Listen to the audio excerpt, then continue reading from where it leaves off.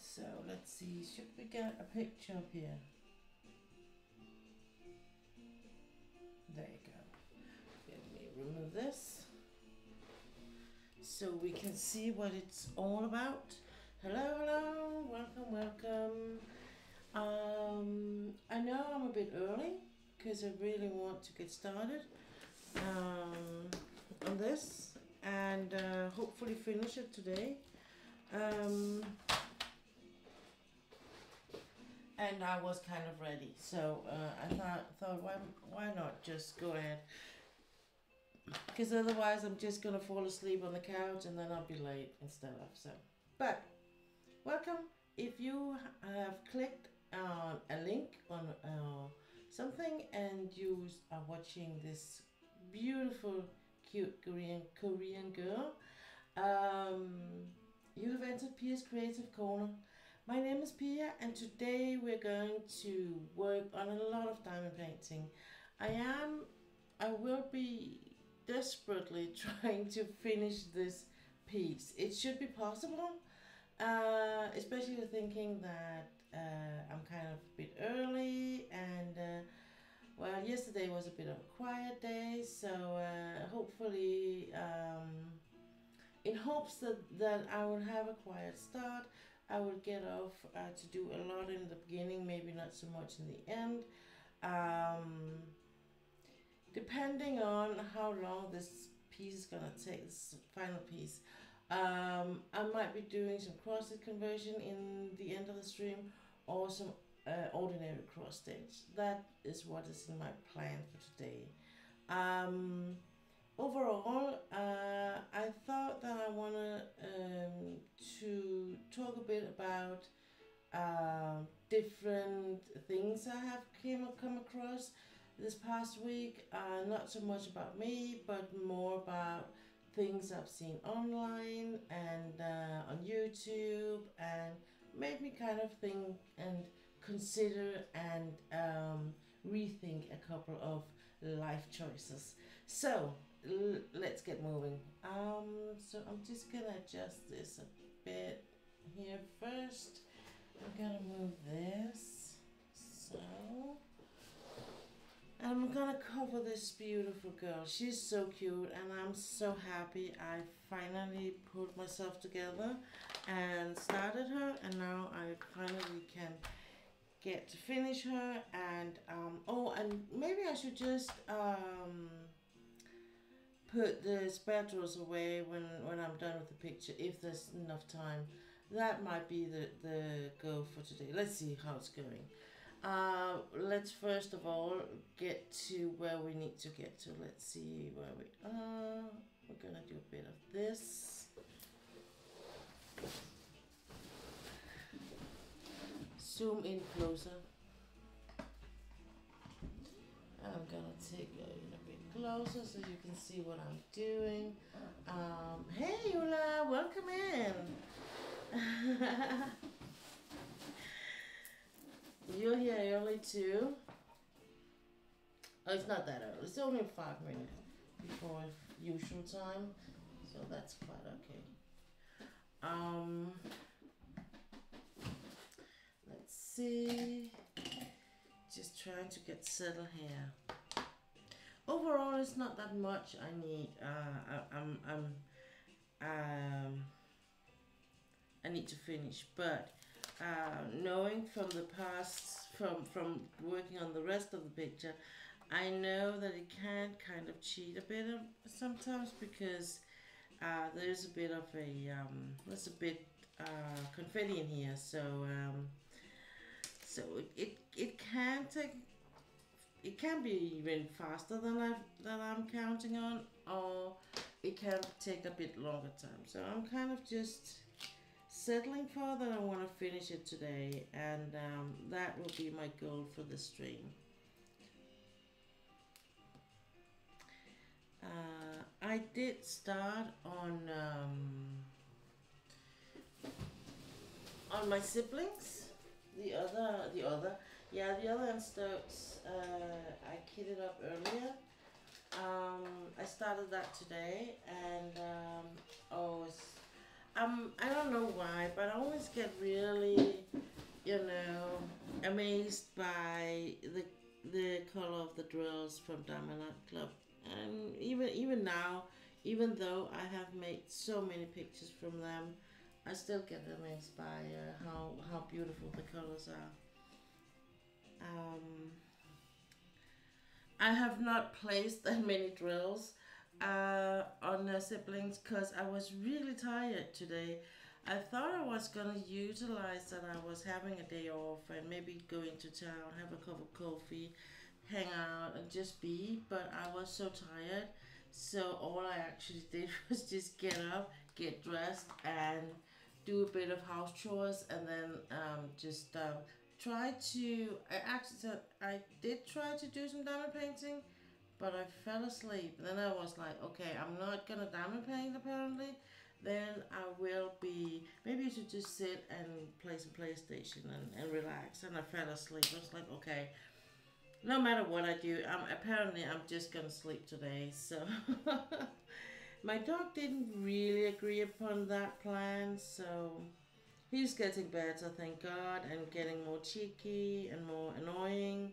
And he's really annoyed by the fact that we're not letting him loose that much. And I did allow him to run a bit free today, and he got the zoomies and he was all happy. And as soon as he got up in speed and a bit like felt like he was like losing it, I put him in leash again, and he was like, oh, you're just a party killer, Mom. That was kind of the look he gave me, and then he just settled down and walked next to me. So, but he is a bit more like, I can clearly feel or see your animals, and he is so much in need of some brain work, and he's so used to do it every day. So the fact that we have actually be having like a week, not even a complete week, but almost a week break from doing search and obedience training and all that. I really wanted to minimize the way he could, do certain moves with his shoulder slash leg. But it's not easy with that kind of dog. But we have made him stay as much in a rest position as possible. And then I hope that's enough. We're gonna I'm gonna call the vet Tuesday and give him an update. Um, he's still when he's doing some certain moves, he is still hurting, and he did that early in the morning.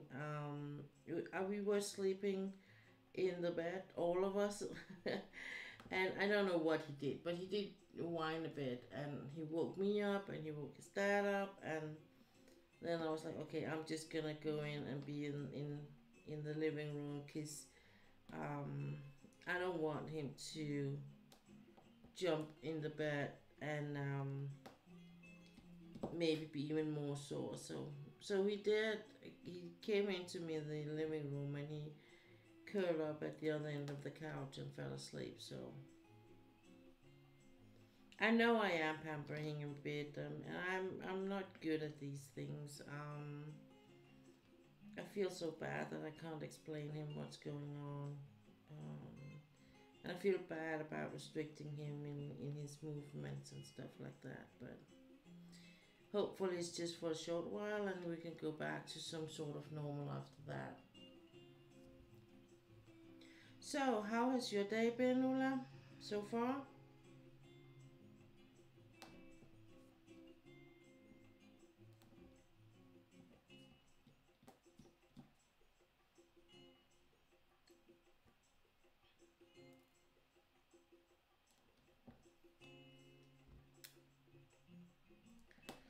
So, so my preparation for today is I actually did um, arrange so we could have, so I still could play some music and use my tablet at the same time.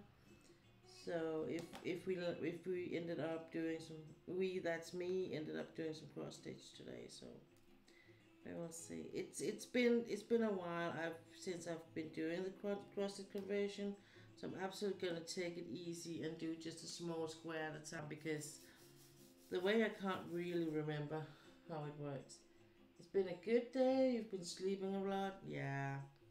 I don't know how the weather is over at your place, but here it's been kind of gray and rainy. So yeah, I think also the weather has a lot to do with at least how I feel about how much energy I have and what I would like to do. So I did I did do some some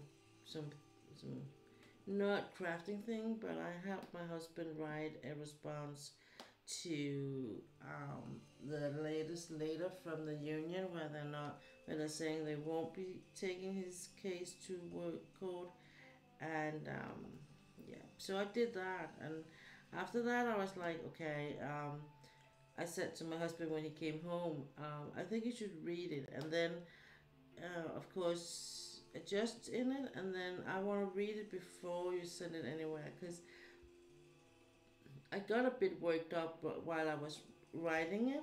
So as I was typing, I could almost feel how my blood pressure was just rising, rising, rising, because I got so worked up. And I wrote a lot, and then I deleted it because I was like, that's too emotional. That's too much. So I was trying to find, that way in between where I'm you know, it's not my letter, it's my husband's letter, so he can be a bit more emotional than I can. I feel like, because, I have education behind me as a social worker, and so I need to be a bit more factor oriented, and in my opinion anyway. So, but he was very pleased about what I wrote. So I said to him, just before I went into my room to stream, I was like, it's okay. I'm happy you're happy, and just let me read it just one more time before you send it anywhere, because I just want to check up on that how I phrased the sentence and all that. Still, it's okay. So, when I do things like that, what I usually say is it actually it's saying the same thing, but in a different way. So, and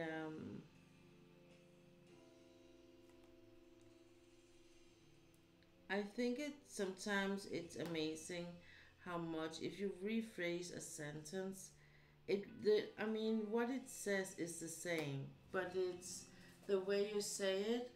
You actually will rise the chances for that it will be received the right way, the way it was sent. So, um, yeah.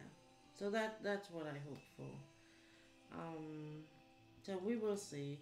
I think he will send it here Monday, and then he resigned today from the new job because he's got another job he's gonna start in a week. So not Monday, but next Monday, and he's gonna it's gonna be a job where he will be paid a lot more money. So yeah. Hey, Bao. Hello, welcome in. Thanks for stopping by. How are you today? Are you at work? Um, so it's also been raining a lot at your place, Ulla. Yeah. It's just it's just a rainy day, I think.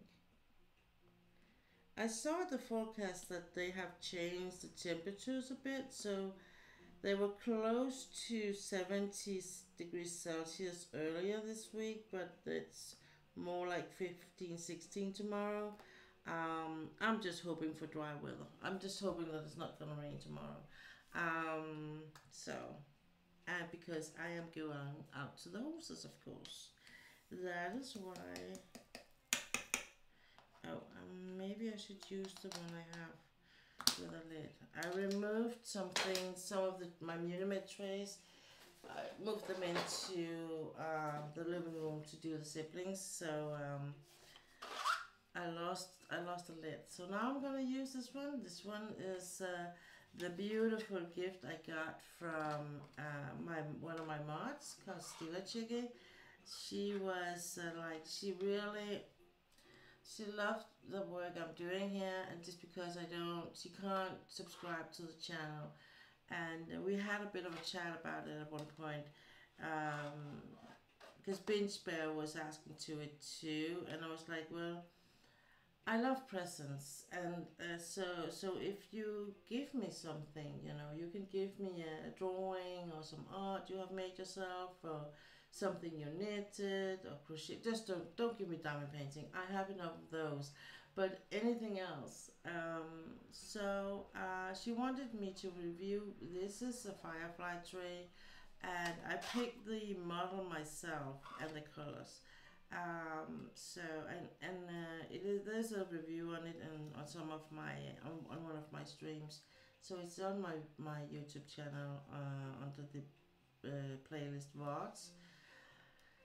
I think it says something about package or something on the headline. So I'm gonna use this for now.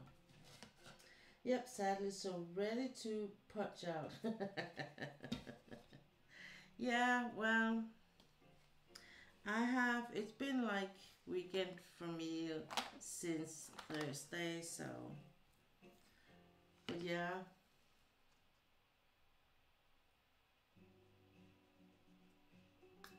So are you gonna do anything exciting this weekend? Are you just gonna chill out, or is it all house chores and family, or I am doing my usual things. So I will be going out to the horses tomorrow. Hopefully I will be on my favorite horse. He is almost like mine. It feels almost like he's mine. So he's not, but it is the one I am on working most on. So that we hope for.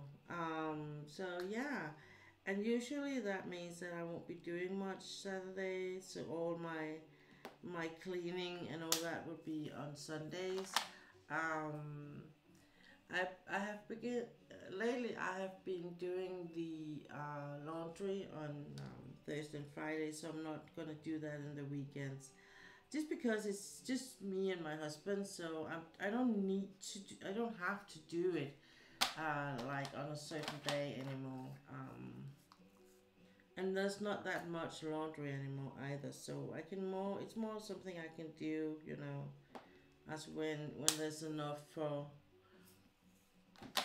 a one wash or the other wash. So yeah, that's one of the things you really feel. I really personal can see and feel the difference, and of course we can see it in how much electricity, how big the electricity bill is.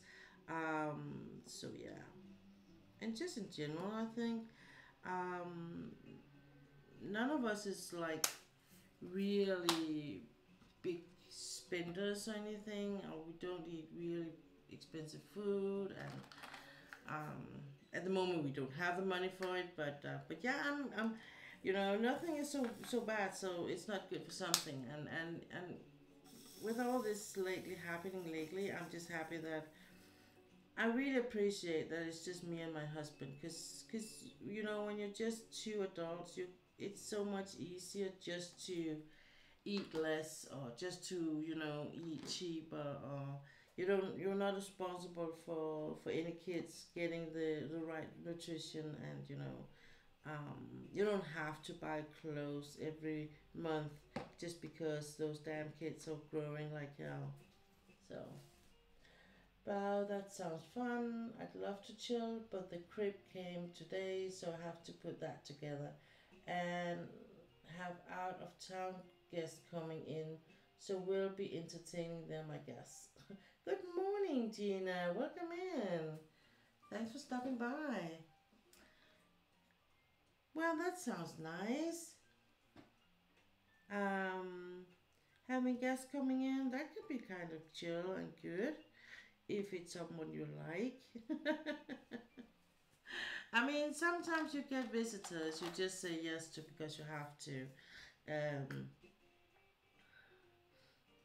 that's just how life is sometimes. You don't have to like everyone or love everyone. You sometimes you just need to accept people, and then just be a good boy until they're leaving again. You know what I mean.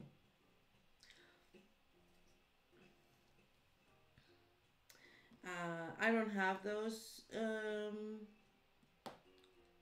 things going on because my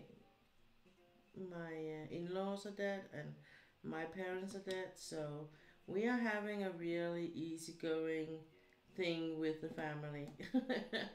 Me and my husband. There's not that much, of these you have to things. Um, and that was actually one of the things when we did invite to our wedding, that the people I did invite, it was a very, very small wedding, in the sense that we were 11 or 12 people, including us. So it was very small, very cozy, and but it was all people we felt was like family. We were close to them.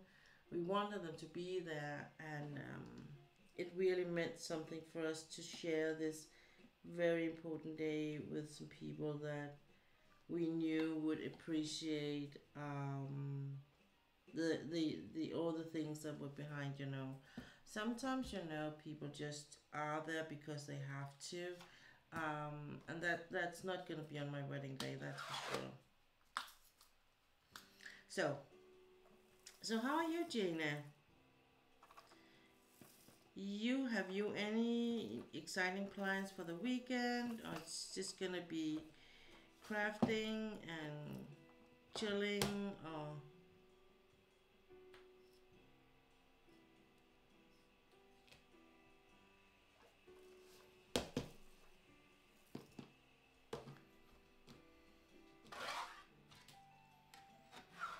and I will admit that the things I have unlearned when I got in a steady relationship with a man, and that one of the things I can't do anymore is I can't assemble things. I can't put things together.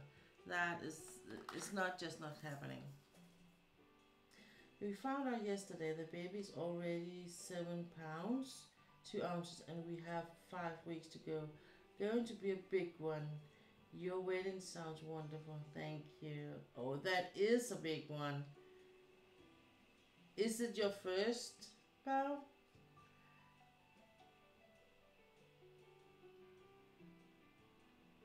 Ula's just gonna chill out with her husband and see whatever comes by. So yeah.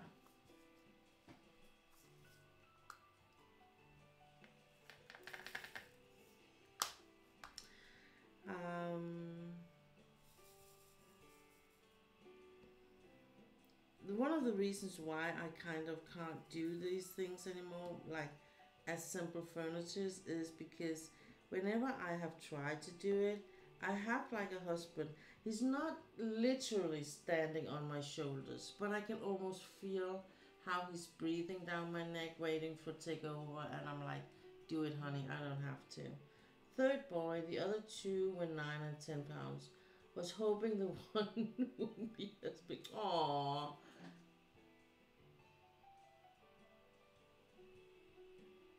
That poor mother. Third, 3 boys. Oh my god. Ah. So how far are they between them?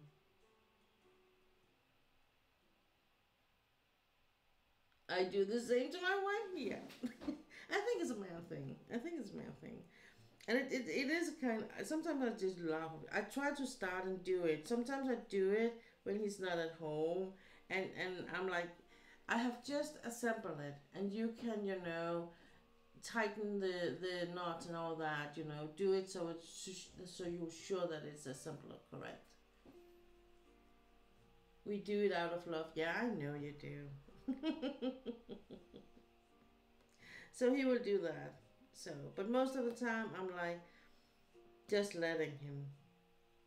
What was it we bought where he? Oh yeah, the cloth racks I use to hang my finished pictures on. Um, I assembled one of them on my own, and then I was like, okay, I think you need to do the other one, because he was like, are you okay? I mean, things were not going as smoothly as when he does it, and it was not, as fast as when he does it. So it's like, yeah, I'm okay. You can assemble the other one. And of course it was like whoopty whoopty, and then we was done, and I was like, yeah, yeah, yeah. So when we needed a third one, I was like, go to IKEA, buy the third one, and you can assemble it when you come home. Oh yeah, you guys.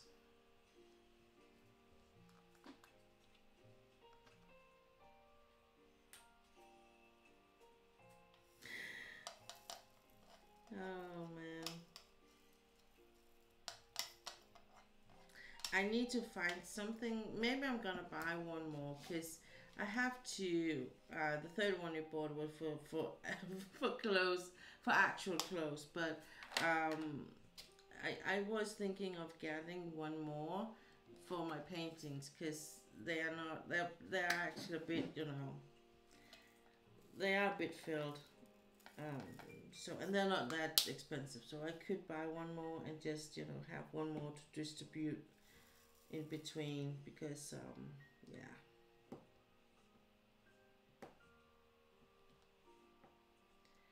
But I think I want to find another way to do it, but for now it kind of works because I am moving things around. I am moving, you know, I'm moving one, I'm moving them from one rack to another rack. So all of those I have already put in the gallery, or all, it's not that many, but the ones I have put in the gallery, I have moved to one rack. So I know those are done. I don't have to focus on that. So,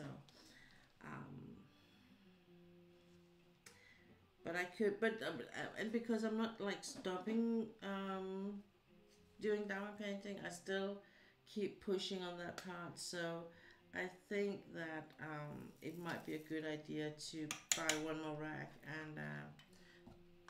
and put them to have them on that one too.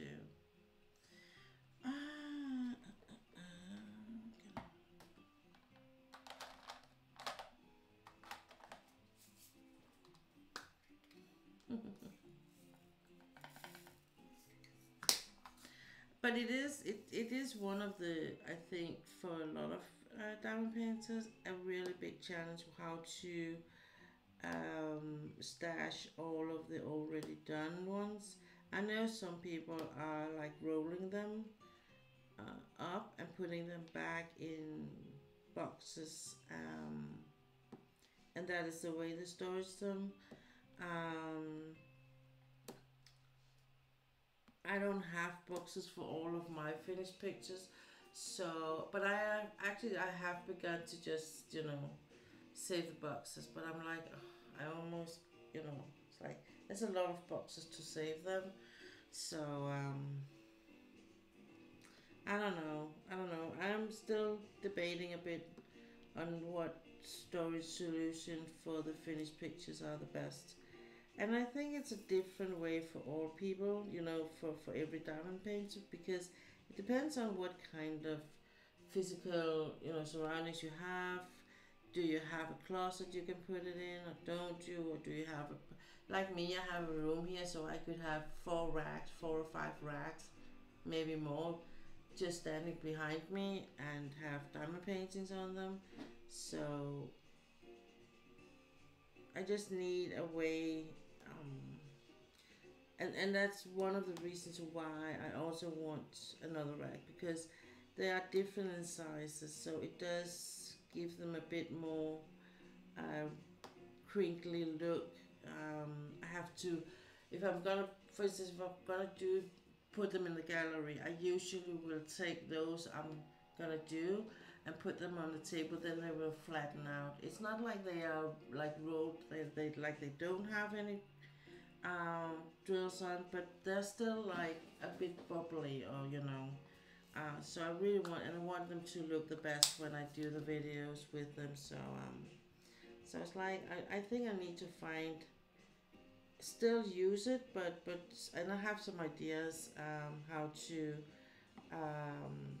do that. But I think that that's where the maybe 1 or 2 extra racks is like coming to life there. So probably gonna do that in the summertime, and find a good way, a more like, you know, permanent way to store them. So let's see.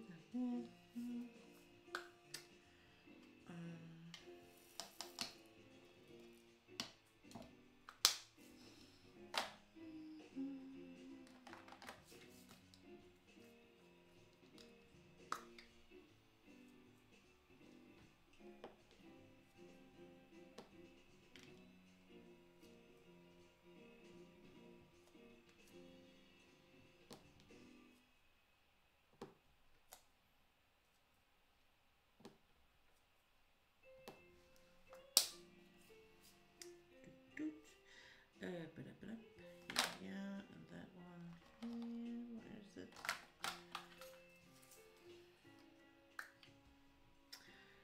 Okay, so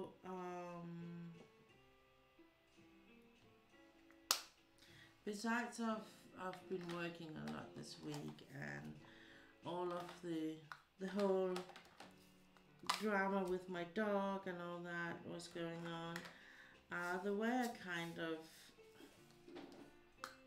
relax and recharge is I usually I will be watching some YouTube videos or some reels or I will use or I will watch some documentaries or oh that was not it just you know to relax and unwind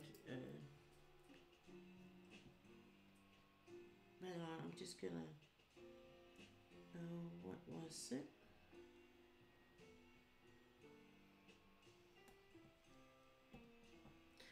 um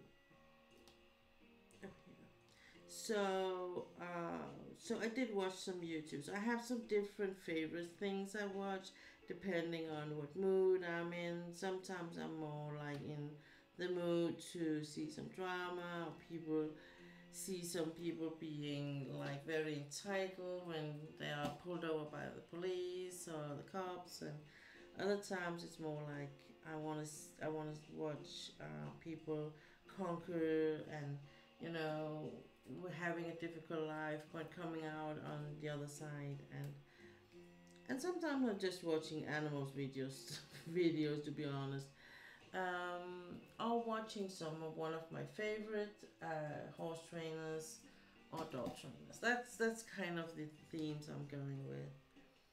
And of course, if one of my it's a my I don't own them. If one of the streamers I watch a lot, if they and they have a YouTube channel, if they are putting something new up, I will of course be watching that.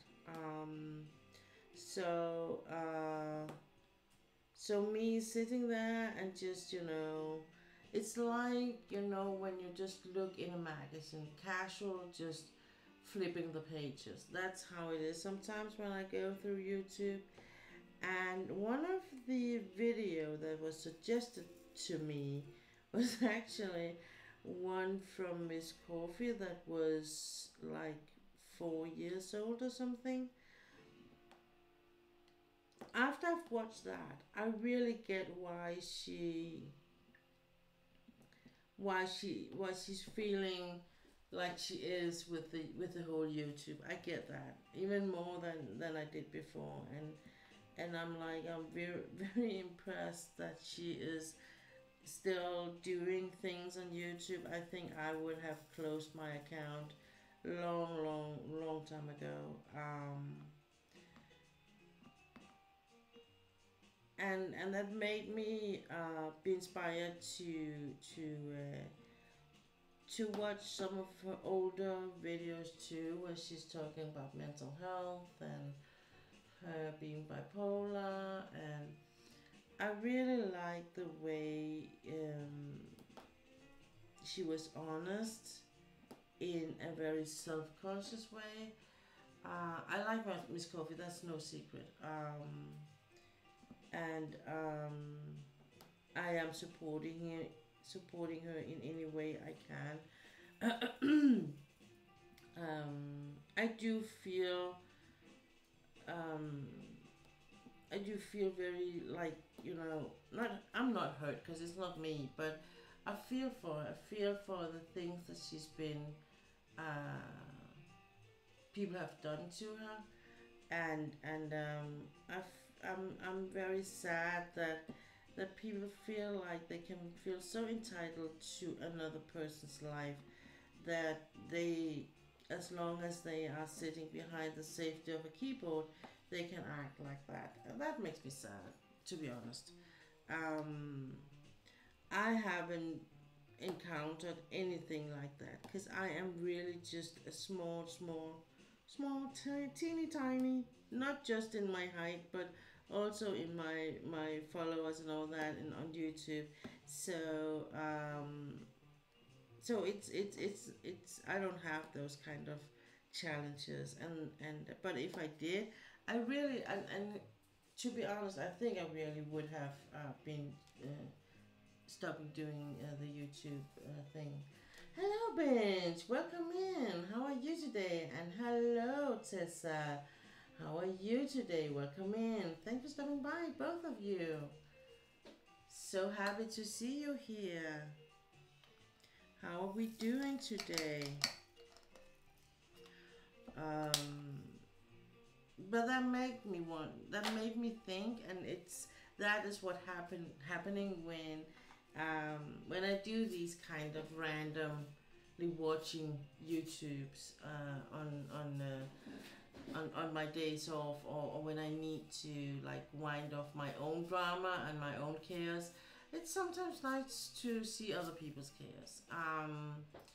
And another thing I was watching, which really like hit like home or made me, think of my own life and my own marriage and the whole, thing, was I was watching a very young couple. People are very young in my eyes.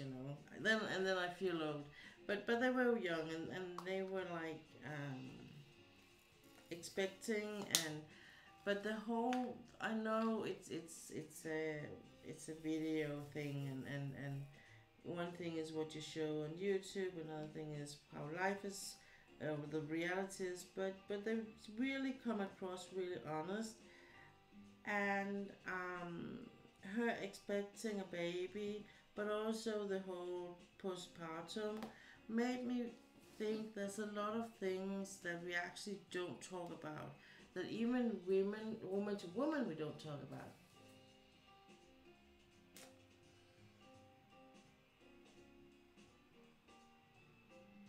Yeah, well, be nice to each other. You can disagree, but and talk about it, but do it in a good manner. Absolutely. So, Binge, how are you feeling today? Feeling better? Are you the same?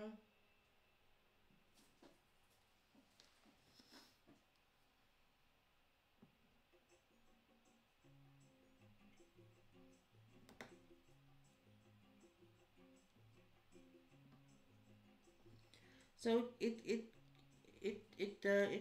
made me think. And lately I've been getting some random shorts videos with a woman at my age. She says she's 50 plus, and I'm 50 plus. She has a lot more gray hair than I have.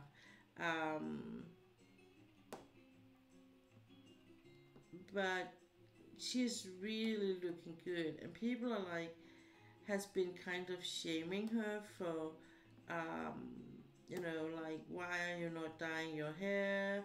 Why do you put makeup on every day? Or, like, okay, first of all, why don't you just celebrate that this is one good looking woman that is past the 50 line thing? Why don't just celebrate that she actually looks like she is enjoying life and is enjoying the way she has chosen to approach life? Not as bad, sad, not as bad. Sat outside most of the day. Oh, painting. Nice. So it must have been sunny at your place, and dry, cause here's been raining most of the day. In not like a whole day rain, but just in small intensive showers like thing. Um, and the whole thing. If I should look at all of the, like, it sounds like I've been watching videos and nothing else. But if I should, like, for the whole week, it is Friday today. Um, I will say that the theme has been a lot, and it made me actually think yesterday. Has been a lot of like about this, how we how we handle life as we get older, the whole menopause thing, the whole thing about this thing we don't talk about, even woman to woman, um, and even online, there's things that are not, it's still taboo, or it's still something that is not. We really don't want to touch it. Mm.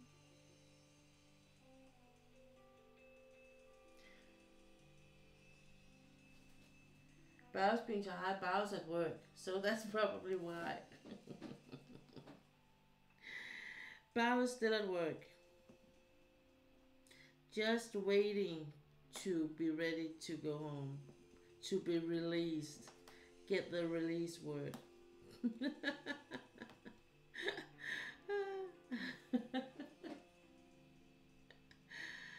so so that's why. Um, and I think watching the clock, yeah, I think he's watching the clock very, very closely. I swear, when I was in school, that clock sometimes moved the other way around, backwards. It was like either it completely froze and didn't move, or it did move backwards. When you're waiting on the last hours of the day to get out and get home, it's really like you're just watching that clock closely. Like, are you sure it's not broken? Sorry, I had chat closed and zoomed in to see the diamond painting, but I'm listening and watching. It's okay, wow. And me giving your work the blame.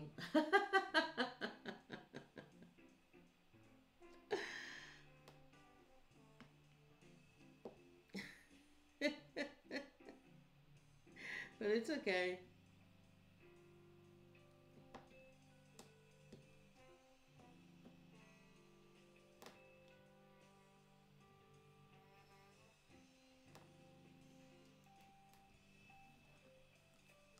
So, do you have any questions?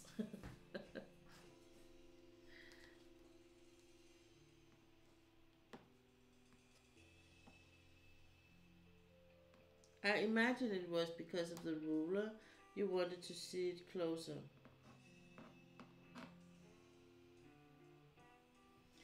Bench, I still have the scars of my menopause experience. My mother liked the share the experience by throwing things. Joking aside, I do think it's unspoken about. Yeah, I love that Bao guy. He's a good friend. Yeah, he is. He is a good bloke. Um, but absolutely, absolutely. And when I think back on when I was a teenager, my mom must be has been very close or in the beginning of her menopause period. I remember the heat, the hot flashes she got, and they talked about it. But that's it. And I remember her taking some hormones. Um, but I don't remember it helped that much on her emotional life. But yeah, I think it is, and I think it's like because in a lot of ways, a lot of women today need to feel perfect and need to. They feel like if they show that they are not perfect, that they are like sweating and maybe smelling differently, and maybe their intimacy life is not working as it used to, and all that. Um, People will look at them sideways, uh, and maybe they're afraid they're gonna lose their husband on that count, and plus we don't have like today. I don't have any grandmoms, for instance. I don't have a grandmom. I can talk about how she experienced it, for instance, or my mom, for that matter. Um, in my case, it wouldn't help that much because, well, we could talk about it, but it would be more like a overall experience because we're not genetic related. We weren't genetic related, my parents and I, but still there would be some questions I could ask her how she handled, or did she feel that way, or how about the emotion and all that. I will say one thing that do help me and have helped me a lot is having a friend or a sister that is in the same situation as me at the moment. So that do help a lot. But actually, I do have a question. I've been really getting into pixel art. Was wondering if it's possible to take a pixel art I've done and somehow make it into diamond painting. Not trying to change something. Definitely answer after. My mom hit hers at 50. Ja, det er overgangsalderen, vi taler om.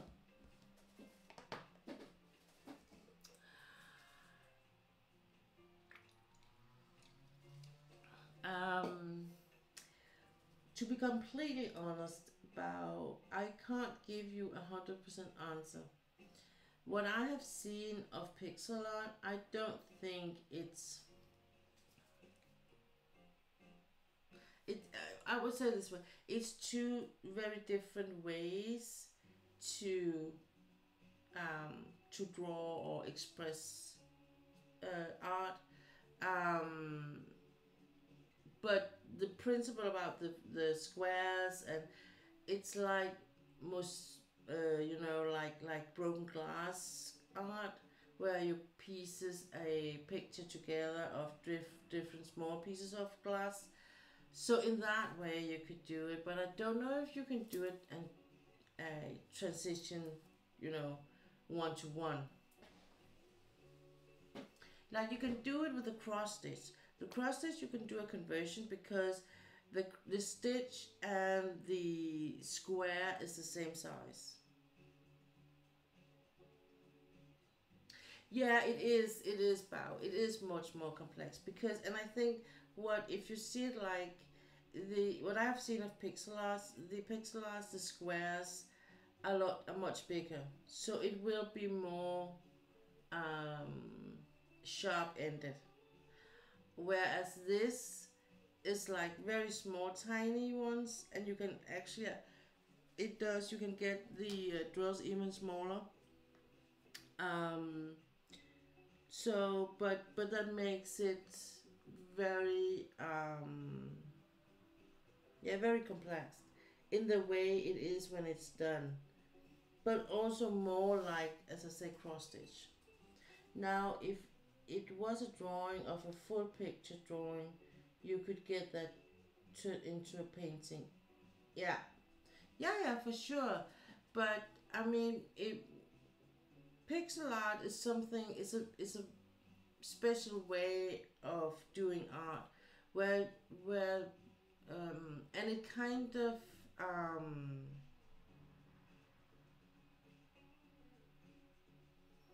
distinguishes itself by being very sharp-ended in how an arm is done, for instance, or a head, or whereas with the diamond painting, well, because the squares are so small, you can actually, even with a round thing, you can, with when you even though you're using a square to describe the round thing, it if there's enough squares, it will seem round when stepping back. So, and I mean, and then I think that's why the conversion thing is much more one to one. When you do like cross stitch pictures, can be done converted into diamond painting. Um, but I think that in the way with the pixel art, it is much more. It's not that complex, the picture itself, the composition of the picture. Maybe I could have someone with actual artistic skills convert a pixel art. Yeah, yeah, you can try that. I mean, you could talk to Veronda. I know he's been doing because he's been doing pixel art, and has been doing some of his pictures has been converted into diamond painting. So he might be one who can explain it more better for you.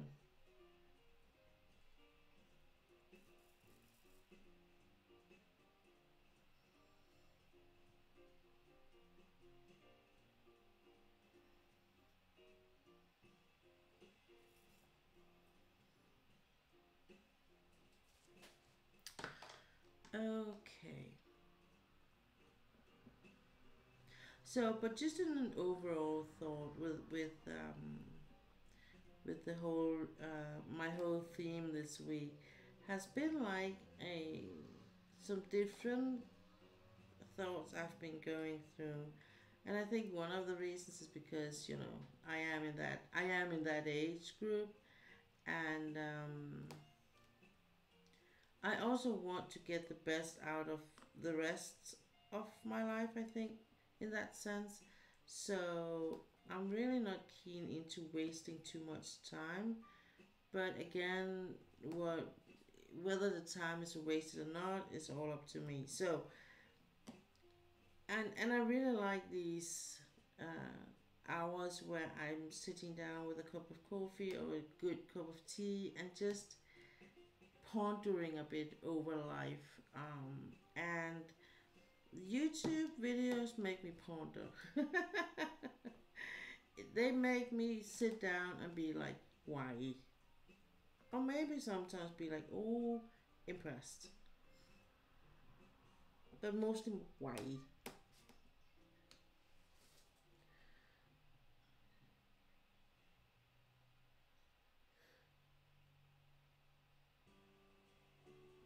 You explain perfectly. Oh, wow. Well, but it's just that Vor, he has been doing both things, so he will see it from different, but maybe from a bit better, from a bit different, both sides, you know.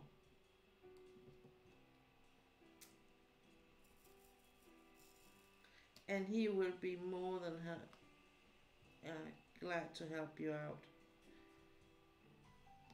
if you have other questions in that category.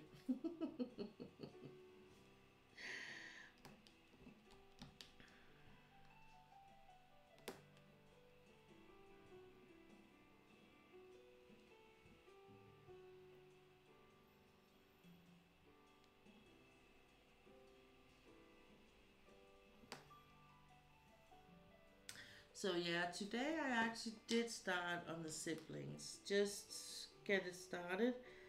I think I put I just put a really just a small corner of drills before being feeling too tired and everything, but it was still a bit satisfying. I got it all set up and you know all that ready, and it made me really want to be like, okay, I can now. I'm ready for really working on it Saturday, which I probably am gonna do.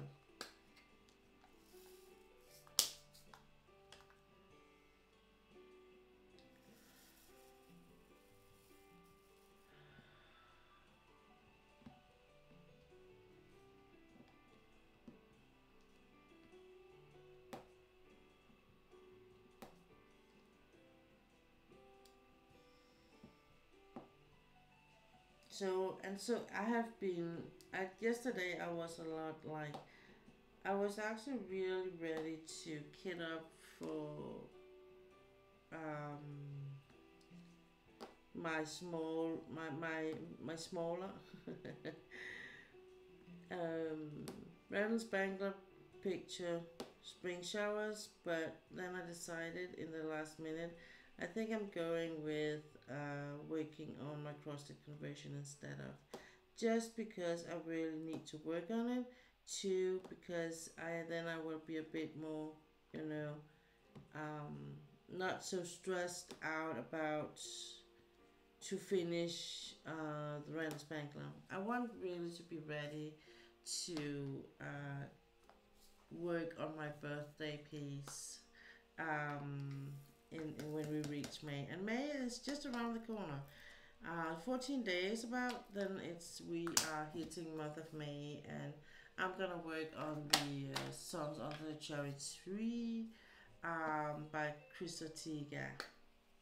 Um, but I will say that finishing this and is like a good start for me. It's a good like just pre birthday kit month kit. It's like because this is so special to me. So this is for sure. I'm gonna hang on the wall as soon as I, I, I get the chance to do it. even if that means I'm gonna hang it in a height I can reach, you know. Sometimes just because I'm a bit low or not that long in the body, I can reach about 2 meters in the air. So yeah.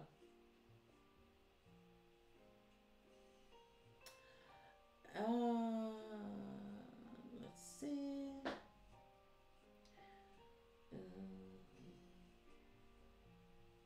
Oh, you did, Tessa. You bought the Chuck Pinson's new one. Another boy. So three now. I'll send you a picture as soon as he decides to show up. Hey, Stila, welcome in. Thanks for stopping by. My, I think all of my mods are here today. um, 5 boys. Oh my God, Tessa. I'm not sure I can afford anymore. They're eating all my food already. Yeah. So, by the way, what are the age range between the kids you're having? Um,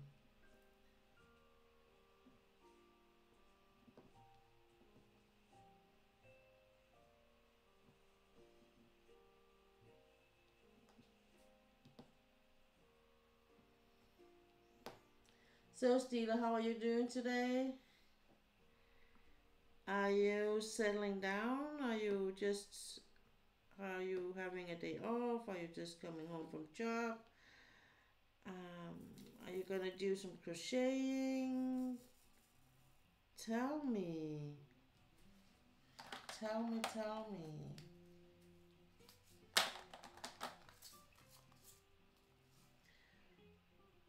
9 is what? Oh, so starting all over again. Oh God. Oldest turns 13, and then you will have a newborn. Good luck. Say goodbye to sleep again. Oh God. And yeah, it's just getting worse with the whole eating thing.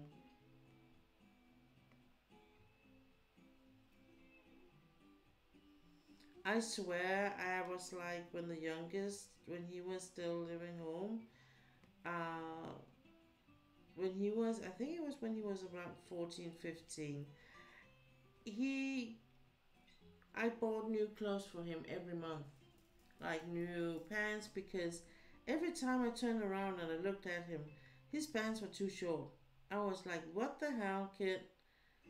Couldn't you just use the pants just little bit more than 4 weeks before we have to buy some new ones for you?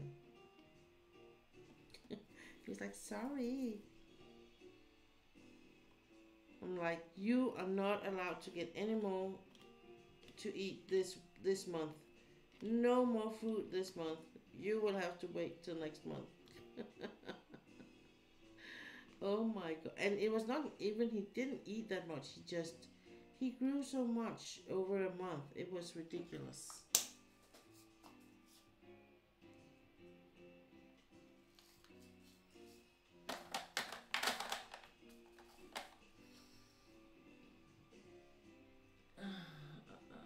I was going through emails, thought I messed up something.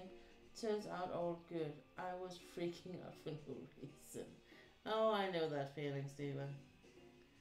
18 years till you have the house back to being quiet.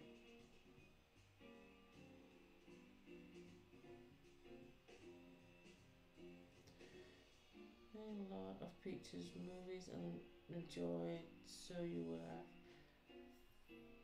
all the memories for later. Yeah.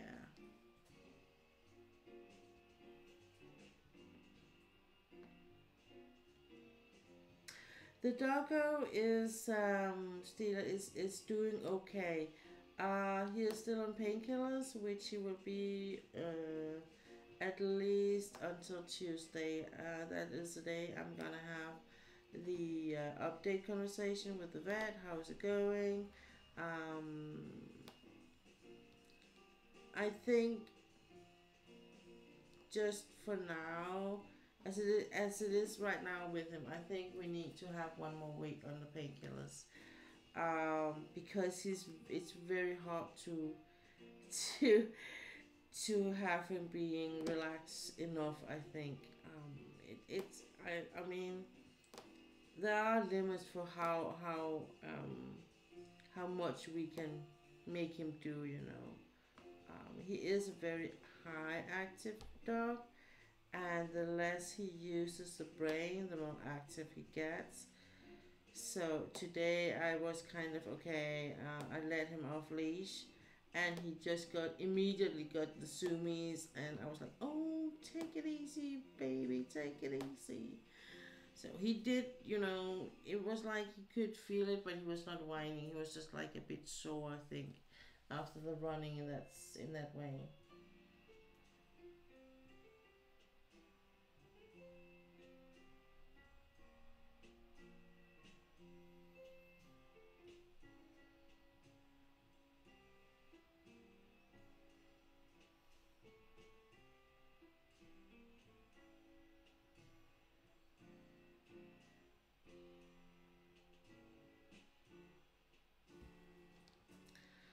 So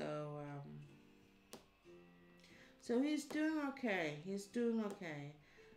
He absolutely loves his painkillers because he gets some dairies with it. Some milk products, uh, like yogurt or something like that, and an apple. Then he's all in heaven. So so he don't mind getting the painkillers. That's because it's a mixture. It's fluid. So usually you would just pull it up in a syringe and just put it in the cheek of the dog. But I mean, if he can eat it himself, I'd rather prefer that. So it's just a positive experience for him to get medicine. So yeah, and he got his anti-tick medication today. So now we can finally approach the spring in good conscience.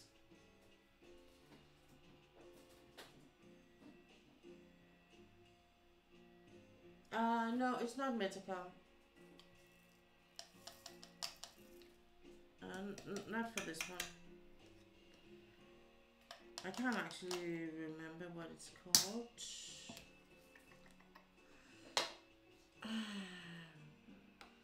But I have been using Metacam for as a painkiller for my dog before.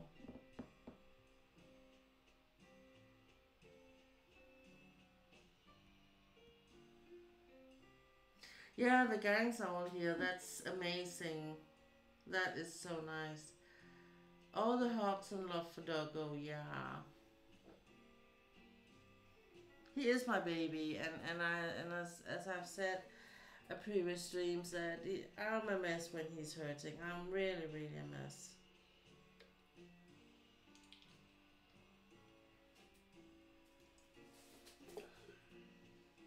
That I am not handling very good at. I'm not coping very good when my dogs are hurting.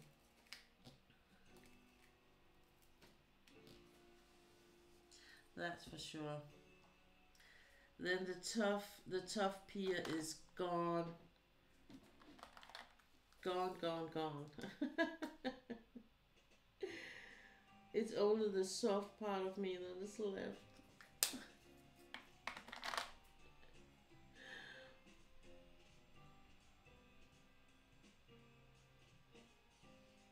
Yeah, we're all here. It's amazing. It's so cool.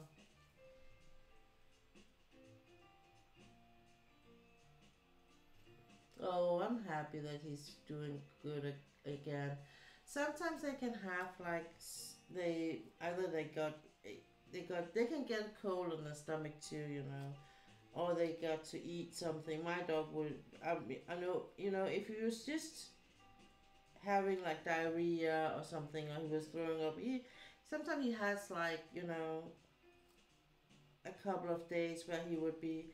It's usually funny enough, when the whole grass is fresh and apparently tastes yummy, he's not coping that good in the stomach. That's usually that. So it's usually something. Okay, we know what's coming. So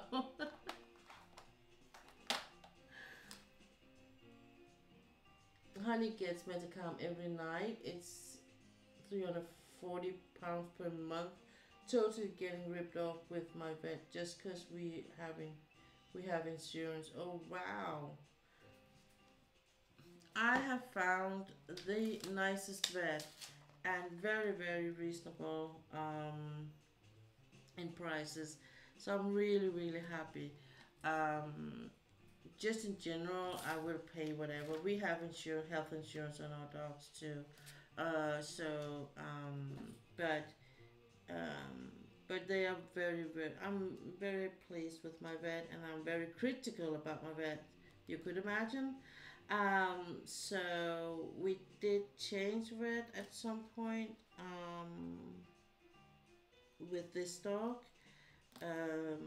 because the vet we had with the old one, it got a bit much caught up in money. They built a new clinic and it was like we were paying for it. That was kind of the vibe, and I was like, I don't want to.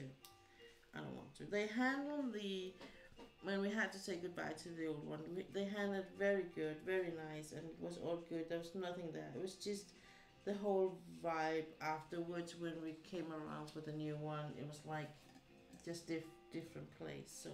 So we found a small clinic in the same town, um, and where there's only two vets, and they have started this up, and he's a hunter, one of them, and which was treating the dog here, and he was very reasonable to talk to, and yeah.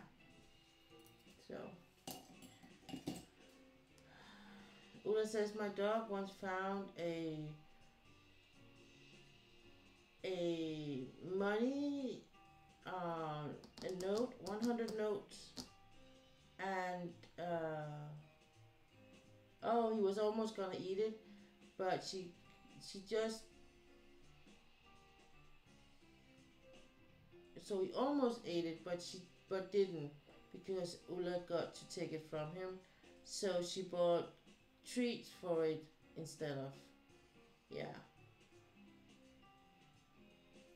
as a finder's fee.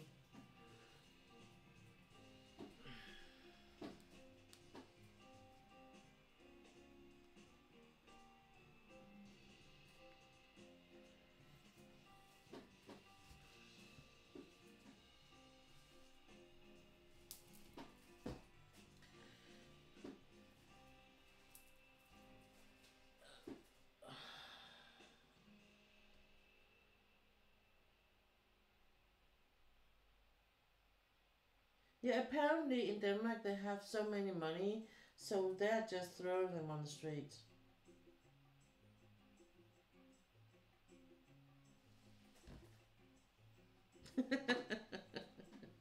That's how we are here.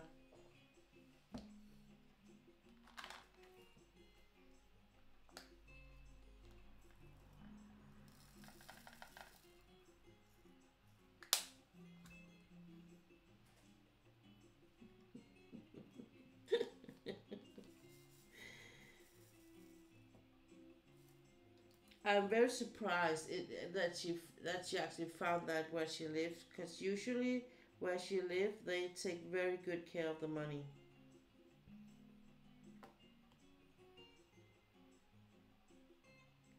They will bargain about the price almost no matter what they buy over there.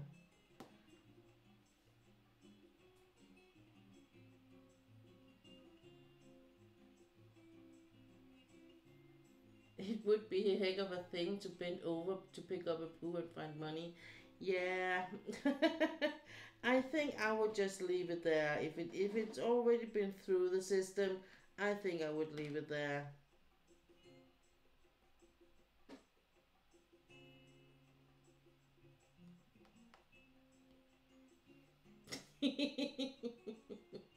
Just my thought, but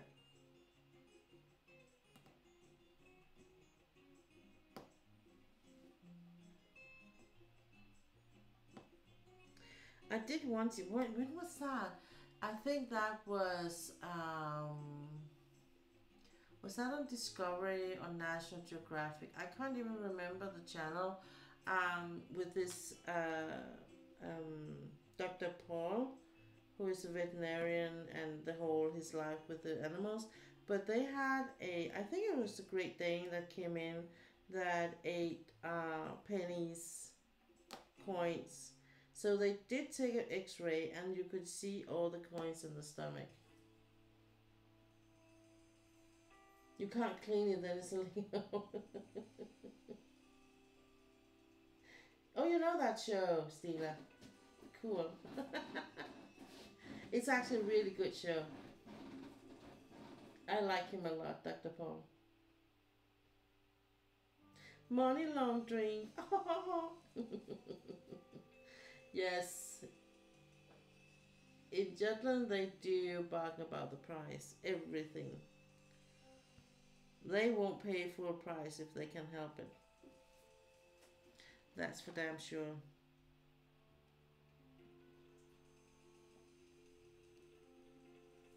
And my husband has a bit like the same, so I will, if we're gonna buy he's not doing it. Oh yeah, he's actually doing when we buy grocery. He will say, so what is my price? And if it's one of the young ones that are gonna take care of the things with the money and all that, they would be so confused, and I'll be like, behave. If we are to look to buy something like a washing machine or something like that, I'm just leaving. We will be looking at what I like, and then I will be going out, because I can't keep it cool when he's trying to bargain for price. It's not. I can do it myself, but I can't be a part of it. Then they can see it on me if I want something really. I did do it a lot when I was in Korea, when I was gonna buy on the market and stuff, like places like that. I would bargain for all of it, but here no, I don't. But my husband has no limits with that, in that sense. No, none whatsoever.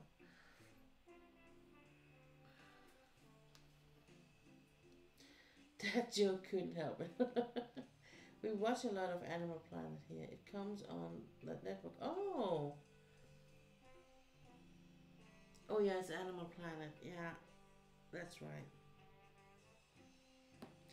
It's not always I can, put these things apart. So, you know, what show goes from what channel and all that, but that's right, it's Animal Planet.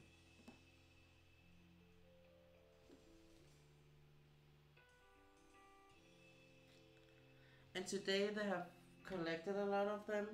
So when you stream them, they're a bit different, and so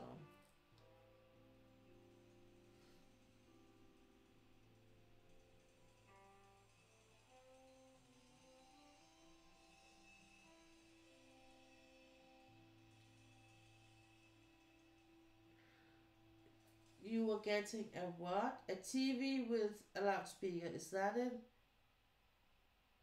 I skulle have et fjernsyn med højtaler, var det det? My youngest lived on the Lat channel growing up, so I know it well. Oh yeah, that's right. The ones that, is he a vet or wanna be a vet? Or something. That's right.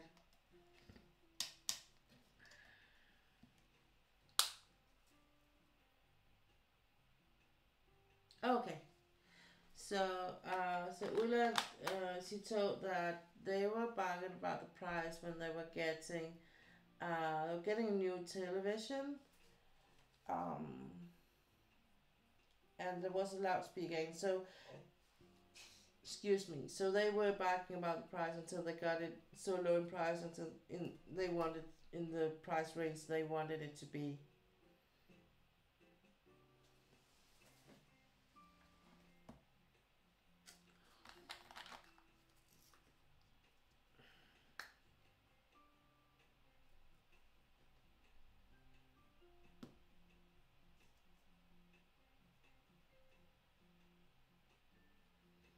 I think I don't know if that's a general saying about the Scottish, but in Denmark we do use it as a way to say to talk about Scottish people is that they are do take very good care of their money.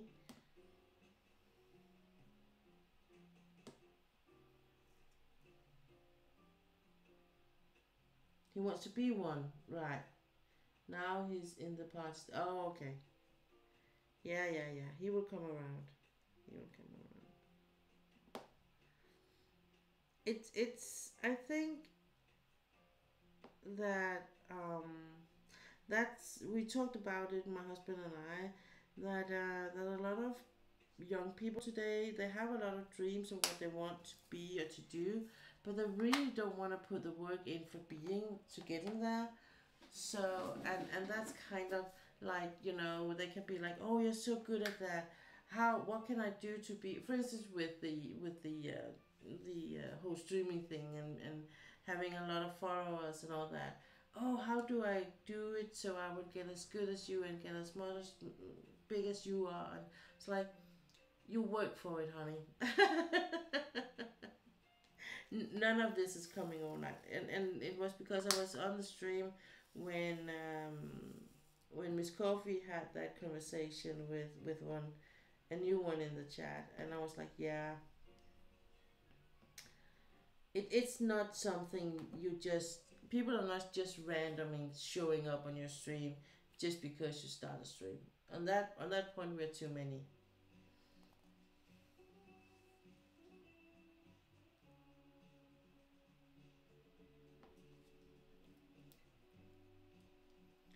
But I do hope he will pursue the dream and go for it.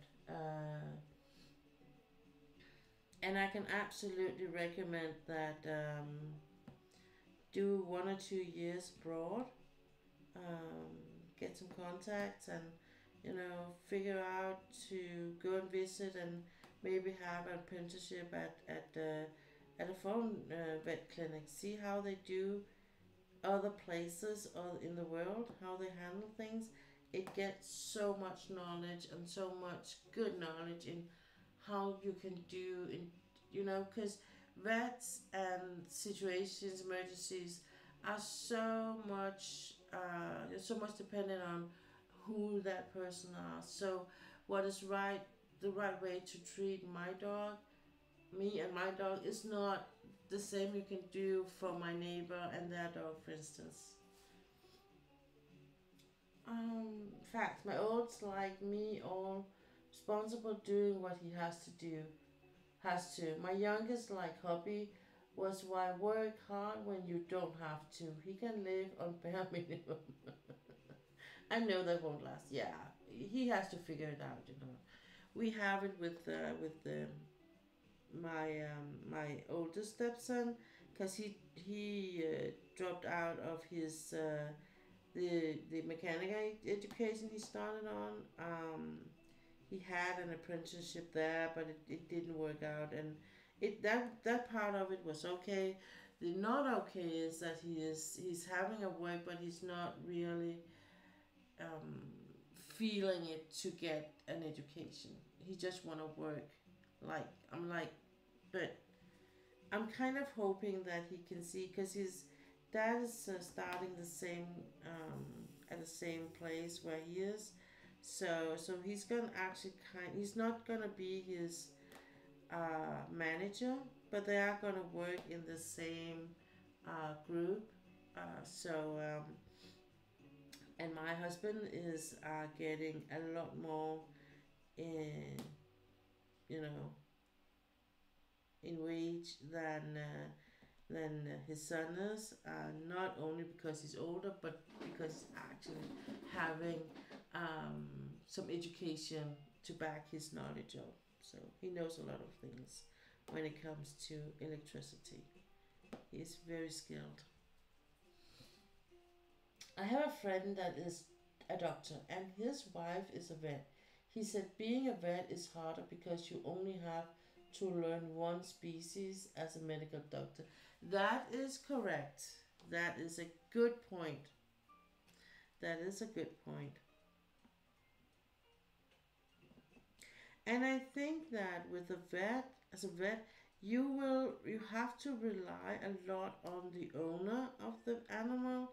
Um, if it is a pet, but if it's a wildlife, you can't because there's no one to speak on behalf of the animal. So you have to just look at the animal and see the symptoms and hope you're guessing right. You know, I know they're not guessing, but they are in a way because they can't ask so much. They can't ask, and that's one of the things that makes it so frustrating for me with my dog. I can't say to him, so where does it hurt? How does it hurt?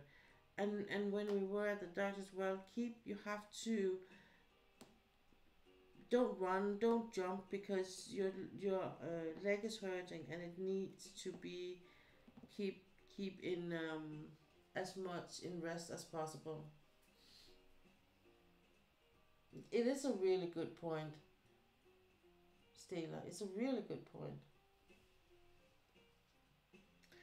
Um, and so the vet has to really listen to what we say and how I, for instance, how I describe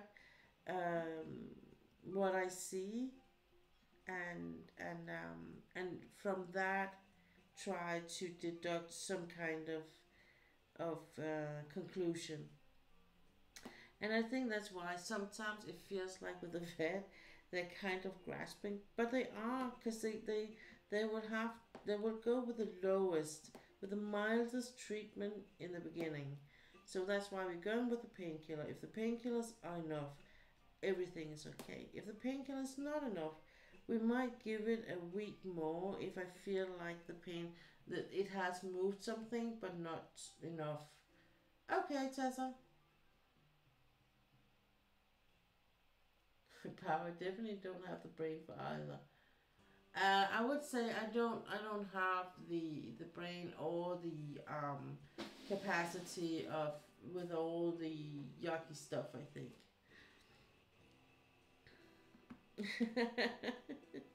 not so much the blood. It's more all the other things that you have to be a part of. I'm not a fan of that. Um,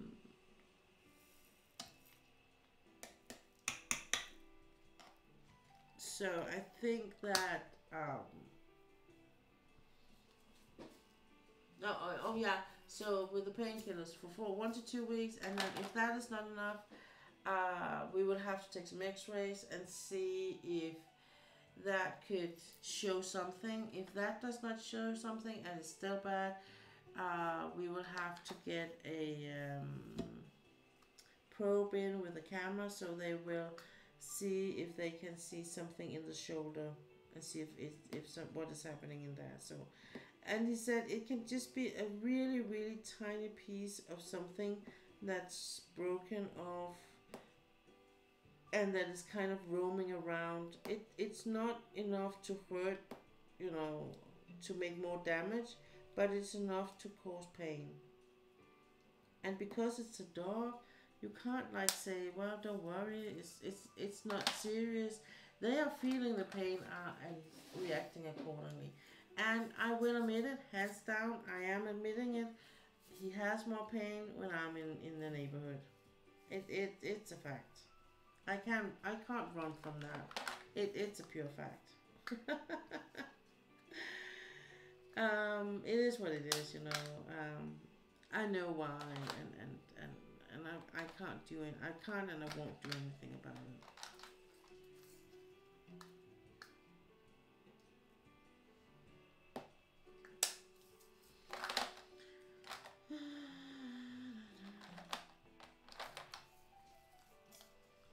So we are getting there. Getting there.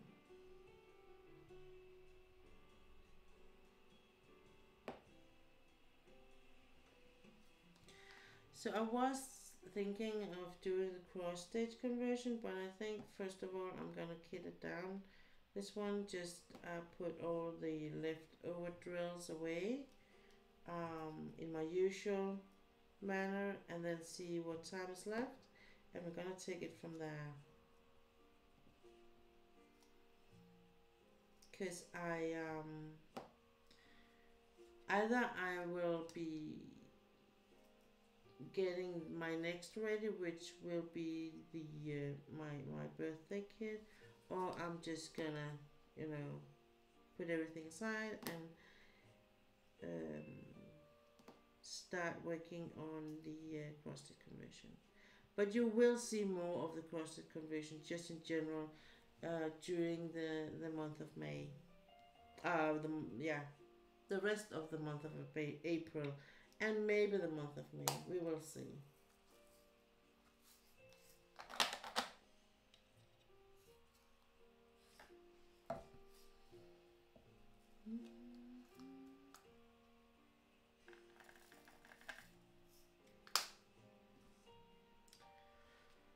Oh yeah. But what time is it at your place? I'm a bit curious.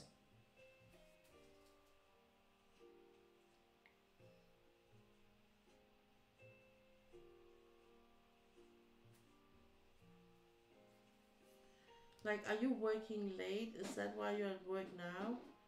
Oh, it's only 2:21. Yeah, okay.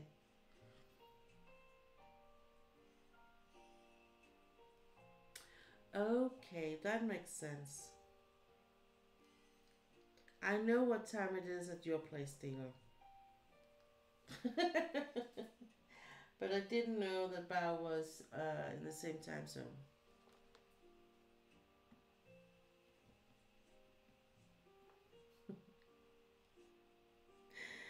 I know with Stila all about her. No, don't worry. It's not as creepy as it sounds.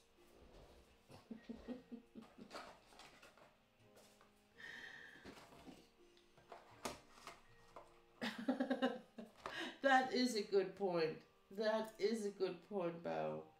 That is why I am so lucky I don't have to work after lunch.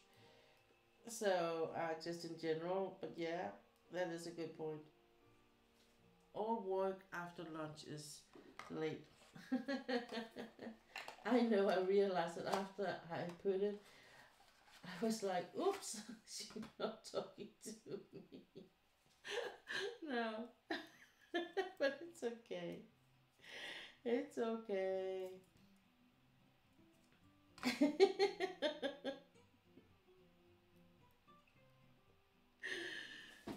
Not that we feel like the center of the universe, but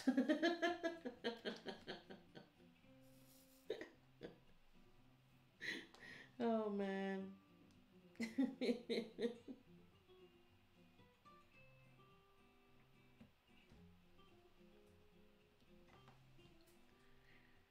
Yeah, and it's 9:21 here. Yeah.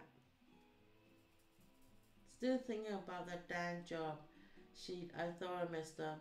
Got to let that have leave my brain. Yeah, let it go, sweetie. Let it go. It was so funny. I think it was it Monday? No, it was Tuesday after Easter. And it was morning, and I just went on. I was gonna do some of my usual routines, and I did some paperwork, and I sent it to get it for people to sign it online or electronic. And one of them who's gonna sign was my manager, and he was like, then he wrote to me on Messenger as well. Is do you no, what was it he wrote? He wrote, you do know that some of it is still in red. I was like, oh shoot, no, just cancel it and I'm gonna put a new one. So yeah, it's like, oh. and I was like, okay, I thought everything was okay, but it wasn't. Yeah, he thought so much. He was like, oh, he knows. Usually I wouldn't be doing that.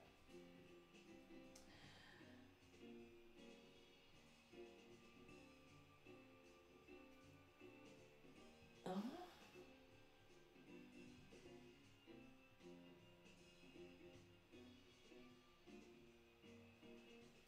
what the?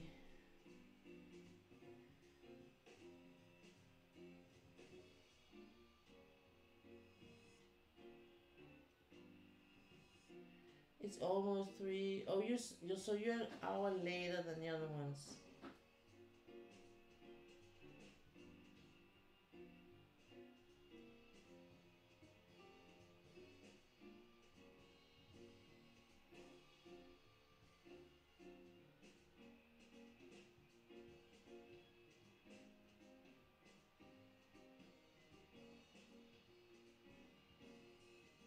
Why? I am confused on a very high level.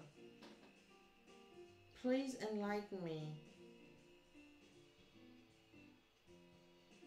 Bow.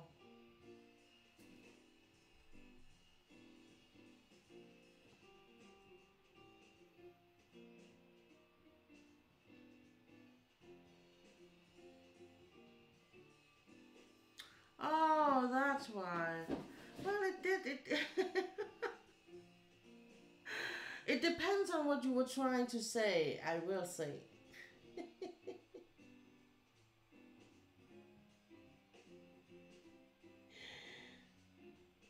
Oh, that was so nice, Bao. That was very nice of you.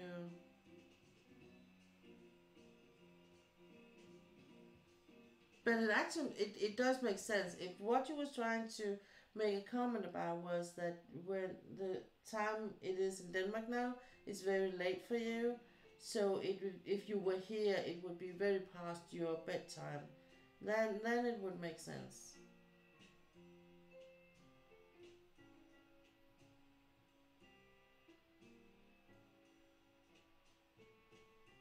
Yeah, it was what it said. I think as long as you use very clean and simple sentence like that, it will make actually a good translation. Google Translate.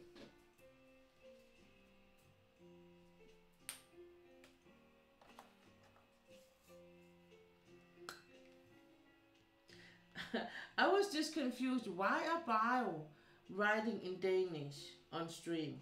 It's like, is this something he didn't tell me? But very, very sweet of you to reach out to Ulla that way. That is very sweet of you.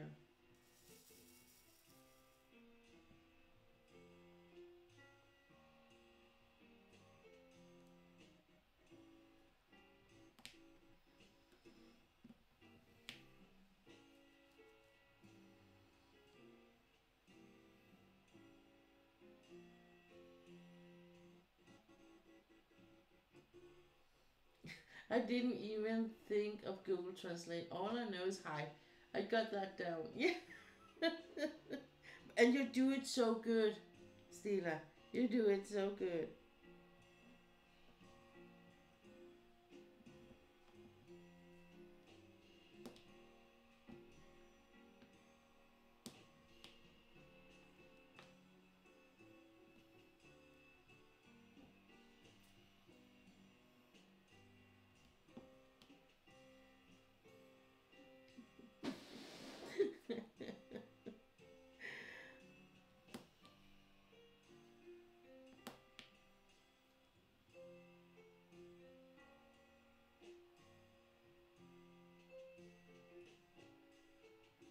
Ulla says it's nice. P.S.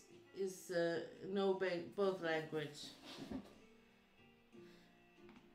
Yeah, it makes it more possible for no matter how good or bad you are at English. Anyway, that for my Danish followers to be a part of the stream, and that's kind of why I do it.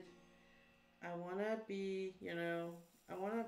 I'm trying to have an open door policy, a online open door policy, and be like, here's room for everyone, and I will be helping those who need it. She helps us all. Yeah, trying to. And the good thing is the things that you don't get, Ula will get, because I will only be switching between two languages. So at least it's not three or four languages. That could be funny. Like if I knew Korean and like French and Danish and English, and I was like switching between those, that could be an interesting thing. I absolutely love it when you switch in and out so fluidly. Oh, thank you, Bao.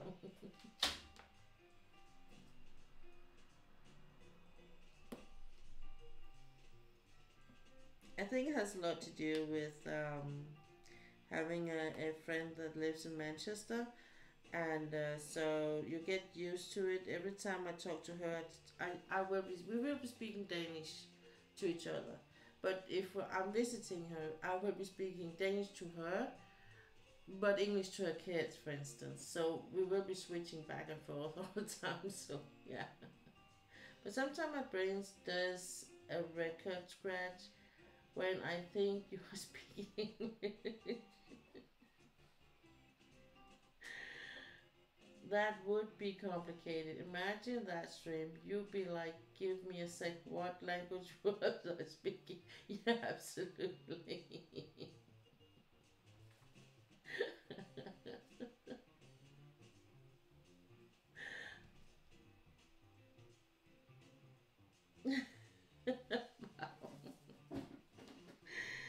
Yeah, yeah, yeah, yeah.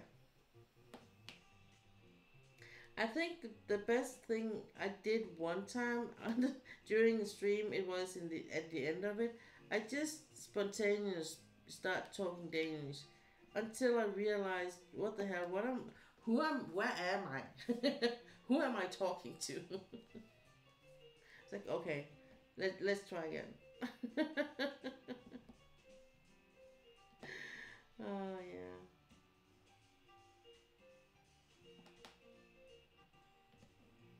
And the good thing about having Ulla here is she's keeping me accountable for all the Danish parts. So I can't just, you know, talk trash in Danish and be like, hey, no one understands me. I still have to behave no matter what. I tried streaming and it was hard enough for me to hold the phone, walk, and speak one language.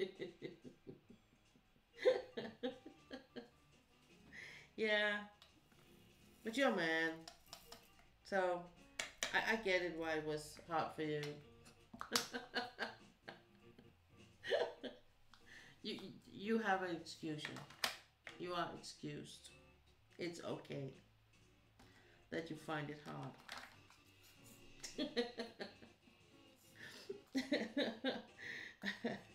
Oh yeah. And I learned from Jomio that my best defense if I say something stupid in English is, well, stupid is, well, English is my second language. What did you expect?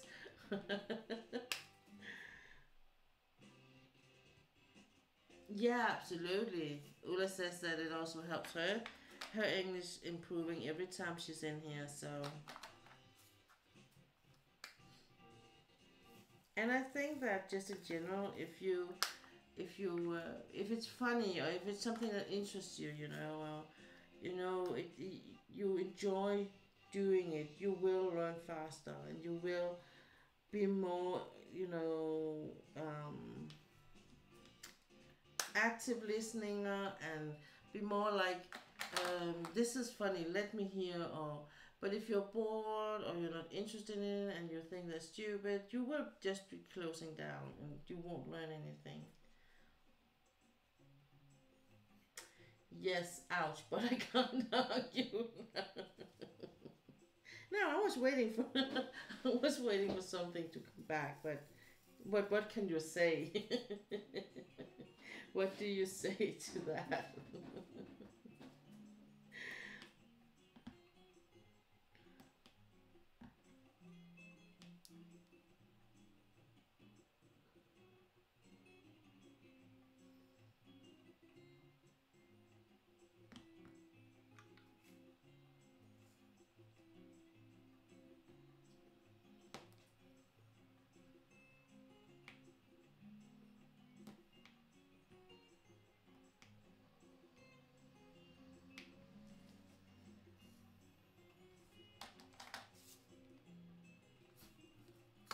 Oops. This is what sometimes a bit difficult with these pictures. They're so close in colors. Yeah. But sometimes when I do get caught up in what I do, I mix the colors. I only done it once, but that was one enough. So I just have to pay attention. I was gonna say that my excuse. Yeah, I speak like 3 different languages: cursive, bitch, and English. Yeah, I know that one. That is a general excuse. Oh, dear Lord.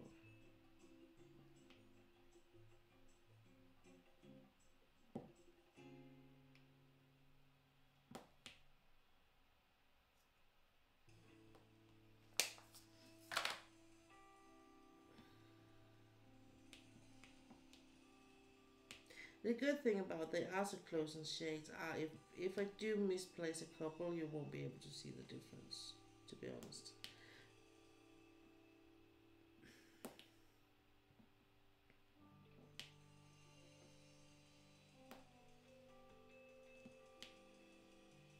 I did it with one of my winter pictures where there's some trees, and the color of the trees were in different shades of gray, and I think I switched one of the or two of the colors, so and switched them around, but it was it was okay. You couldn't see it, and afterwards I couldn't even tell what I should have done, what I should change to make it like all right. So I was like, okay, that's just gonna.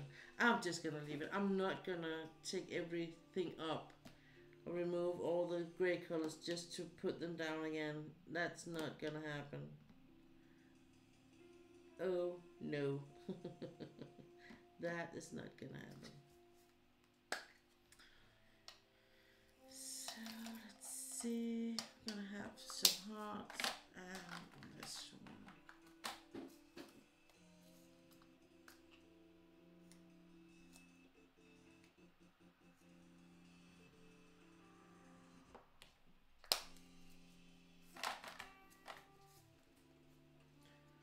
Oh, you stitch about 300 stitches. Wow, Tessa.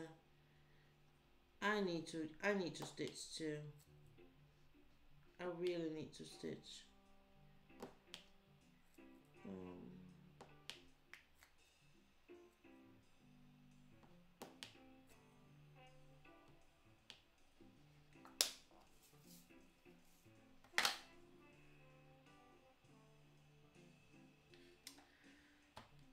let's see what I'm gonna do. Maybe I should do it that way.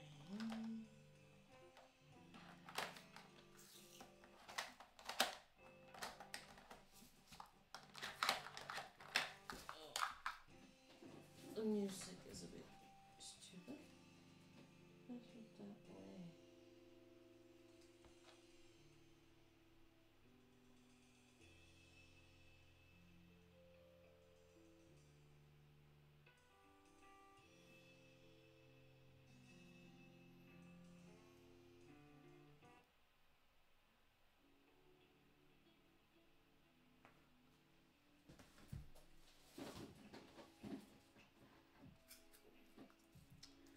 gonna do this one, yeah.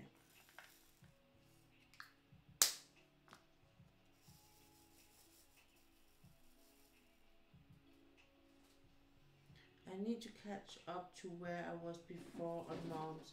Now I'm doing 3 strands over 1 on 14 count Ada with the lines already on. Okay.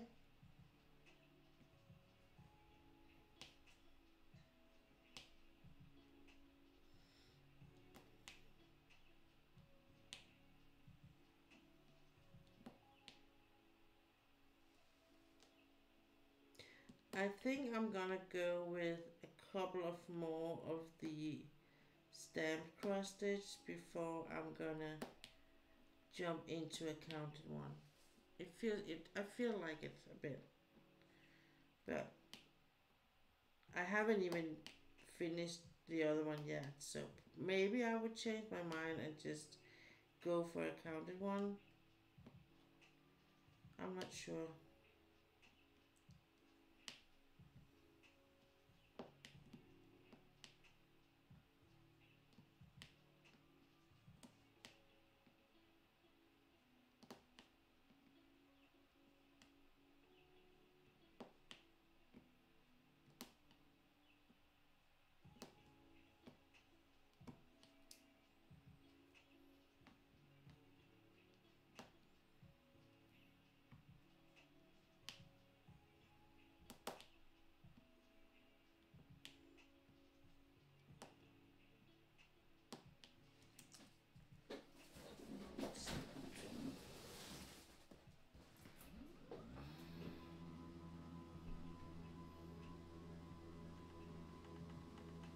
Oh, no, it's not. But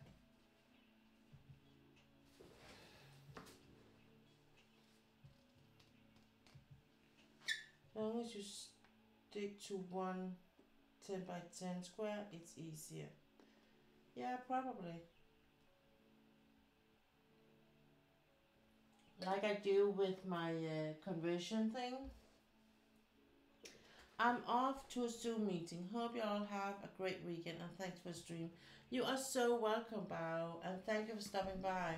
I really appreciate when you are popping in and spreading a lot of happiness and love. See you around and take care and have a nice weekend. We will be seeing each other around in Twitch land. I know we will. See you. Bye.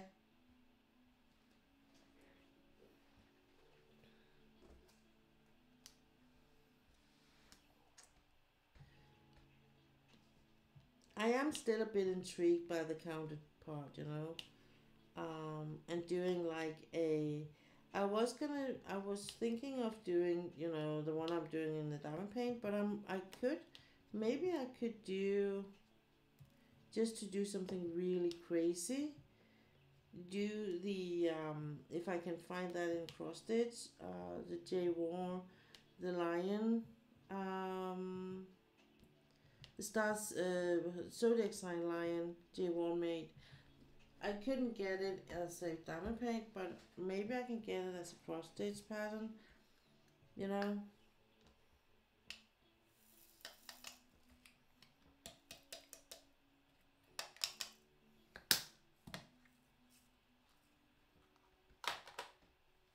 That could be a project I would be jumping into, trying to jump into.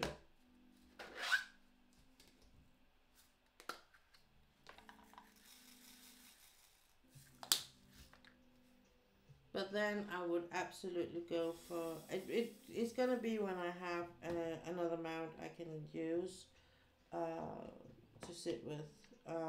But that's also hopefully something I will be buying and when we reach summer.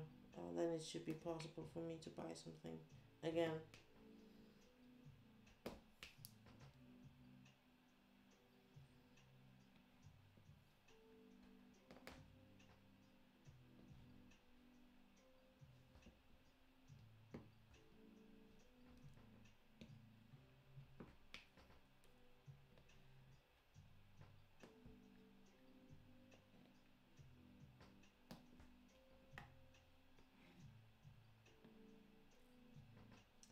And I got the all clear from the eye doctor, a specialist I have to go to, just due to the diabetes. I'm gonna see a eye specialist every other year, and every 9 months I'm going to the same place to get my pressure measured in one, I think in both eyes actually. Um, so it should be possible. I also, because I don't know my genetics, so I don't even know if there's something that we have to be aware of. So it was like we agreed. To be honest, I should have ended that, but now when I have my diabetes too, he was like he really wanted to keep me in that too. So in that loop. So and I'm like I don't mind. It's okay. Okay. That's to stick to full coverage. It's basically like how we diamond paint. Start in top left and go on little section at a time. Yeah, I think that could be. That's probably the way to do it for me. Um, I think what do frighten me a bit, or just I do find a bit scary, is the whole finding the colors and the right fabric and all that.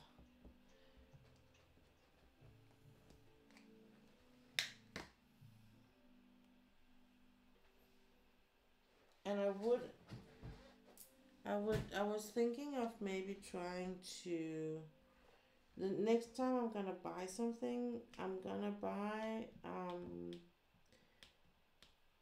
probably gonna buy something from Oraloa if they still at that point sell them stamp cross stitch. And then I'm gonna buy one from Amazon. I think it was Amazon or it was AliExpress.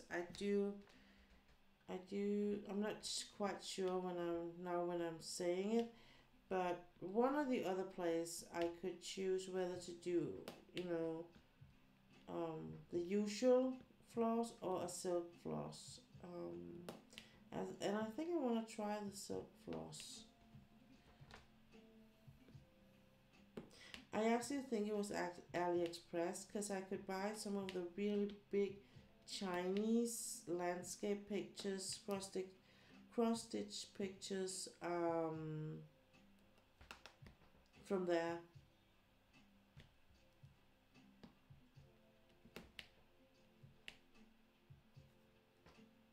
I'm just not quite sure whether I think the floss should be a part of it, but it's a stamp cross stitch, and it's a huge one.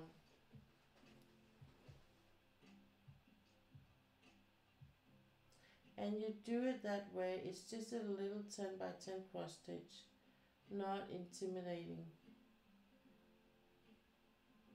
Yeah, I get that because that's how I have approached my cross stitch conversion thing. Is actually just doing it at 10 by 10 square at a time. Um, just because I'm so afraid of making mistakes on it because it's so hard to I think for me anyway it especially in the beginning it was so hard for me to correct any mistakes I made. So if it was only the 10 by 10 square it was more durable for me than if it was like what equivalent to what I'm working on at the moment. So yeah.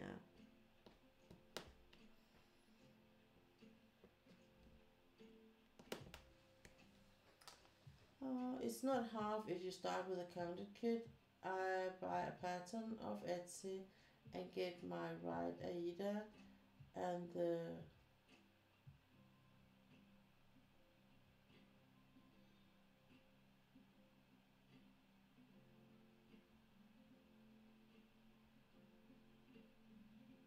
way you know if it's right is what Aida do you like to stitch on, like 11 count or 14 count.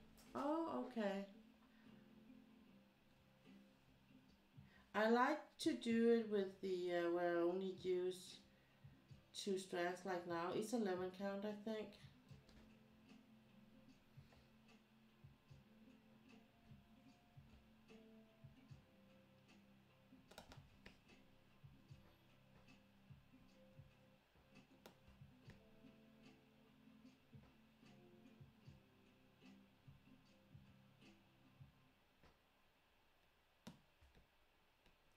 Yeah, but that's where I, you know, yeah, okay. I get what you mean. I get what you mean. So I could just buy the cloth at one point, Aida. So what size do you generally buy it in? Because you can always cut it down to something smaller, I think.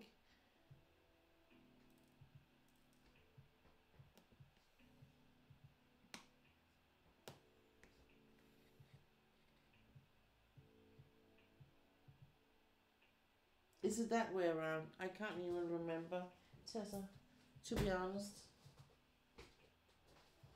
Hang on. I can tell you in 2 seconds. Okay, it's a 14 count, yeah.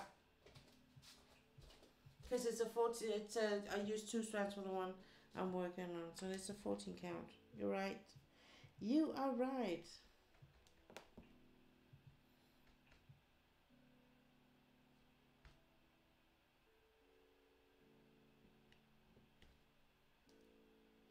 So I could actually just buy the pattern to see, get the pattern and see what, so I'll put it in my pattern keeper and then see what colors I need and then just buy colors a little at a time. Yeah, I could do that.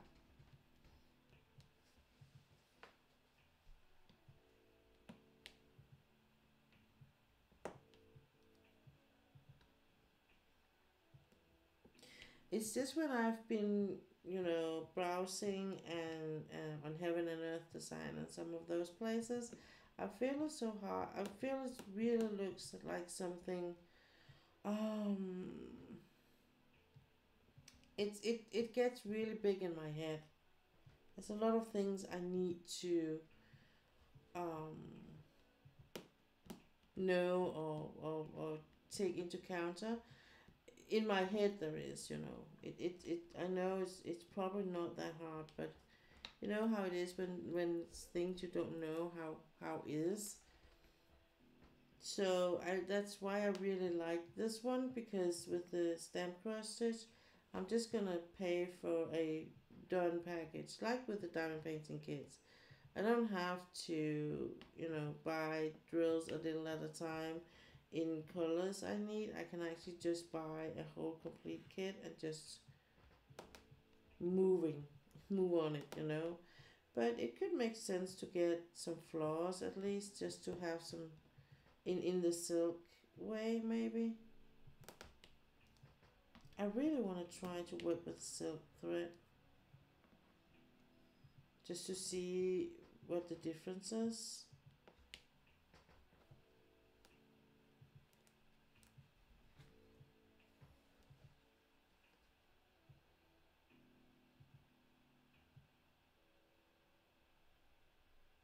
Yes, exactly. On your pattern, it will say, for example, in 14 count, you will have the stitch area by, let's say, 13 by 0.5 centimeters and the height 14.5 centimeters. There's cross stitch calculators you can look up on Google that will tell you what the full size of the Aida should be.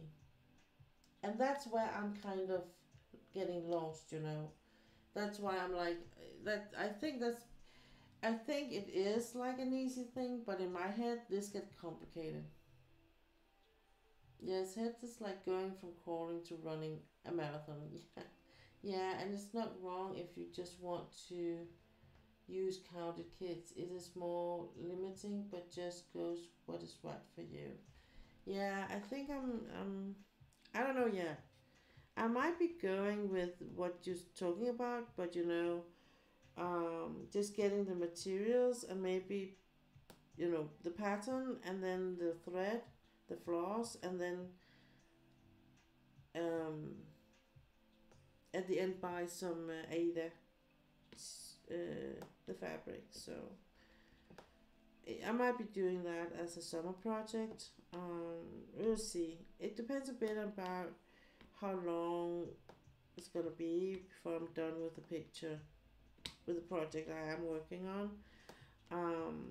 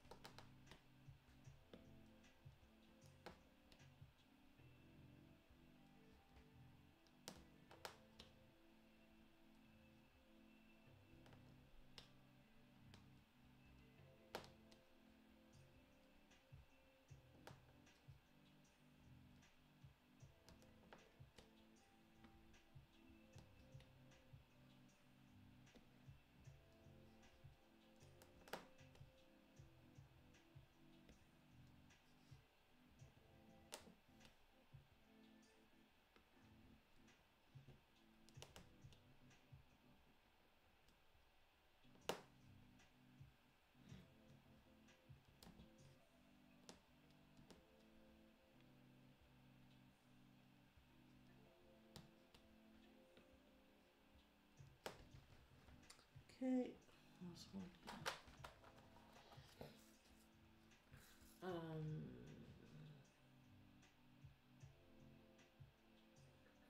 I was lost my first time. Yes, do it slowly and work your way up. Get you accounted kit will eventually click and make sense like it did for me. There's no cross stitch police. No, and that's another thing, like, I have so much respect for all of the old, uh, not old people, all the ones that already are doing cross stitch and has been doing for a lot of years. I'm like, I don't want to step on any toes, so I don't want to be like, do it like this. That is so much better. But sometimes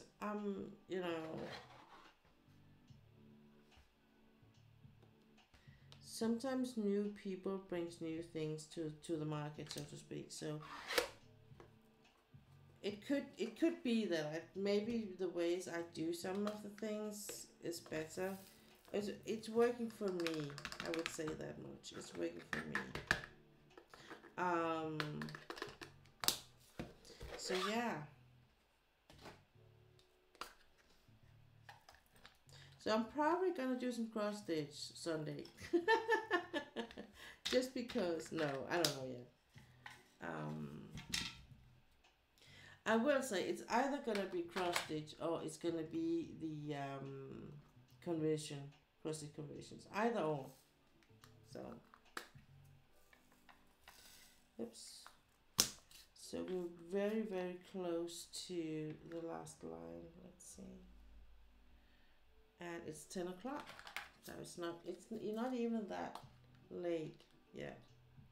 It's only been 2 hours.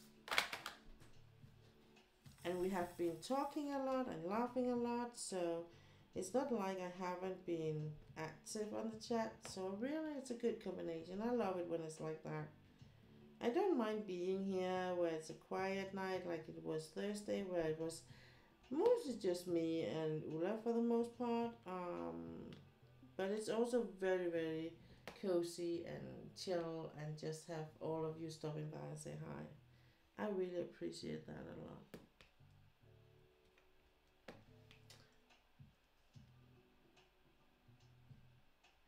Oh, don't worry about that. It's no stepping on toes. Yes, exactly. It's like diamond painting. What works for you doesn't for someone else. No, that is a fact.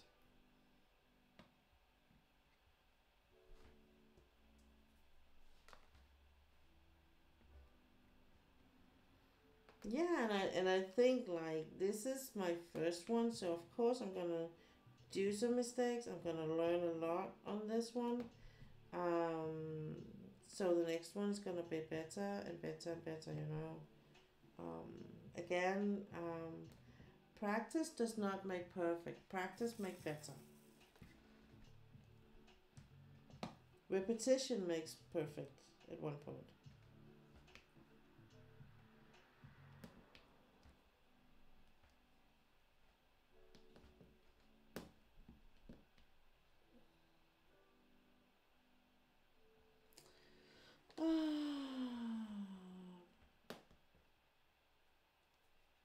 That was some sigh.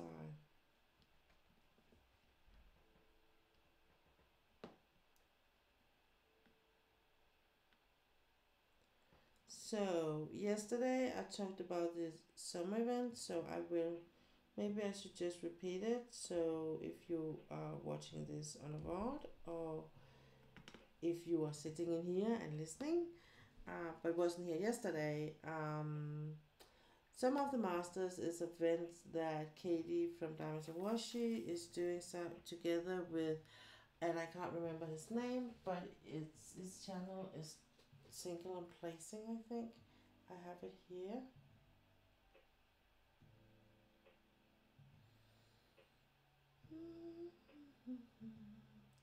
She's there.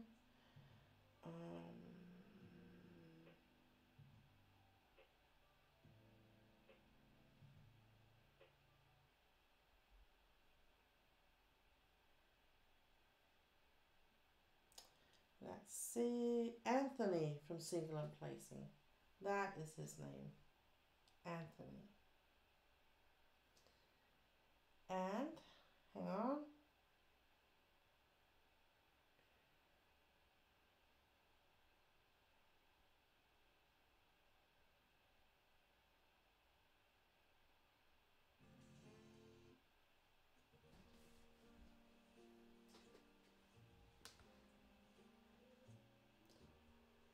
You have questions, just ask. Thank you, this Tessa.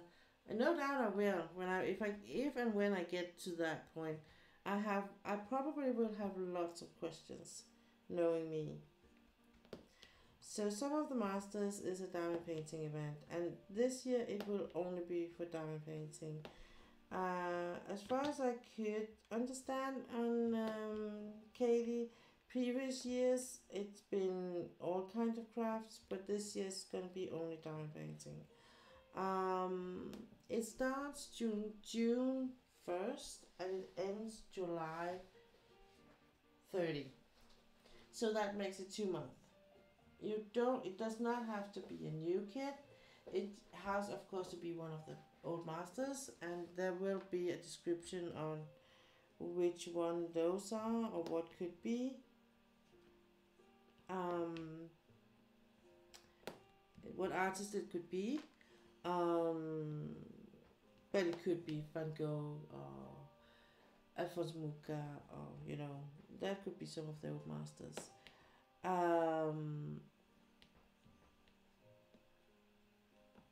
So you don't have to start a new one, and you don't have to finish one just to be part of the weekly giveaways. This year the giveaways will be gift cards, so that will make everyone equal. All will have equal chance of getting or winning something, and the hosts will not have to, feel bad about that. That gives kind of, the giveaways will be only limited to some people, just because of the shipping and all that. Why is it so bad in the reception today?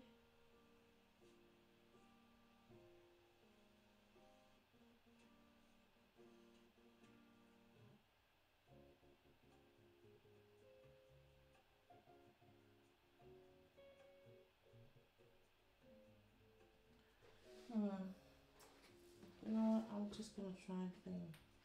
I'm gonna try something. I'm gonna take it off here.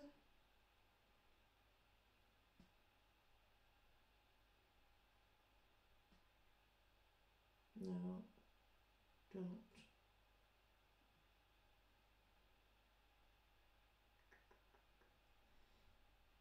I'm gonna take off here. And we're gonna, okay. So we're gonna use this one instead of,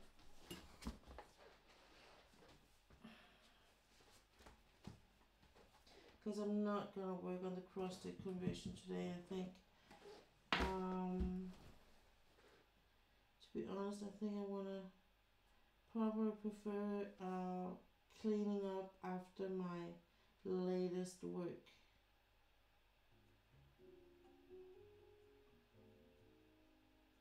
Yeah.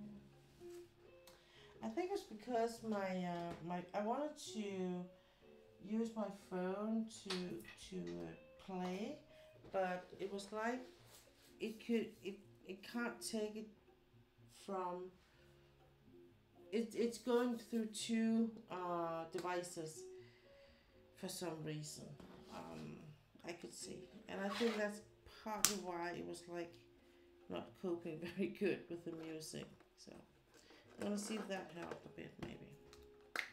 So the last color on the almost last line here. Let's see.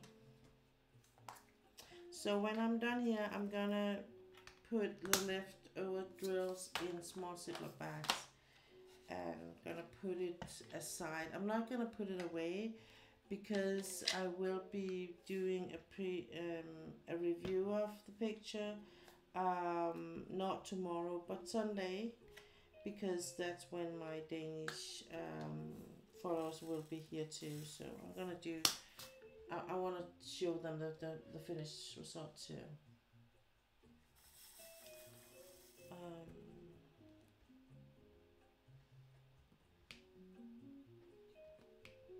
But yeah, I think that one of the things I would love to do is for the cross stitch, I want to work on a J Wall actually. She has made some very beautiful pictures, so working on one of her on the cross stitch, I would be really, you know, it would be a thing, and it may be something I'm gonna do next year, because this year I wanna allocate and use my energy on my diamond paintings and get that stash in a reasonable number. And it's not like don't take it this the wrong way, this is just for me. So if you have a stash that is like 100 or 200 or well how many it may be, it's not like I'm saying that that's a bad thing or anything. It's completely up to you. I don't care, to be honest. But for me, I'm like, if I have 40 pictures laying around that I could do, and then I start up a new craft and use money on that without working on my diamond painting pictures, I would feel bad. And I feel like I wouldn't be able to justify, using money on a new craft. So if I get this down to 5, between 5 and 10 pictures, it would be okay for me. And I would be like, okay, then I would have a small stash of diamond painting pictures, so I can do one every now and then when I feel for it. But I will use a lot of energy on this new craft that I want to start. And that could be that I'm gonna go with, first of all, it might be so that I'm gonna go with cross stitch as something to expand, and then when time is right, hopefully next year, I'm gonna go with a completely new craft, for me anyway. So we will see how that turns out.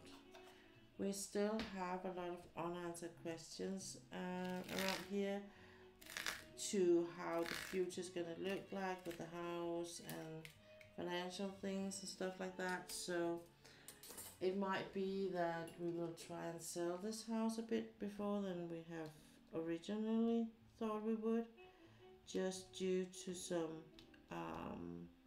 changes in the rule from government side, so it makes it really expensive to have your own home in the upcoming no in the end of the year. So but again, we don't know how things are gonna turn out. It might be that the government is like being like, oh, we see that this is not no good. It's not gonna create what we want to create, so we're gonna withdraw it. They can always cancel these different laws and statements they make, and I'll be like, okay, we're gonna retract that, especially if they do it, you know, before the law is really enforced.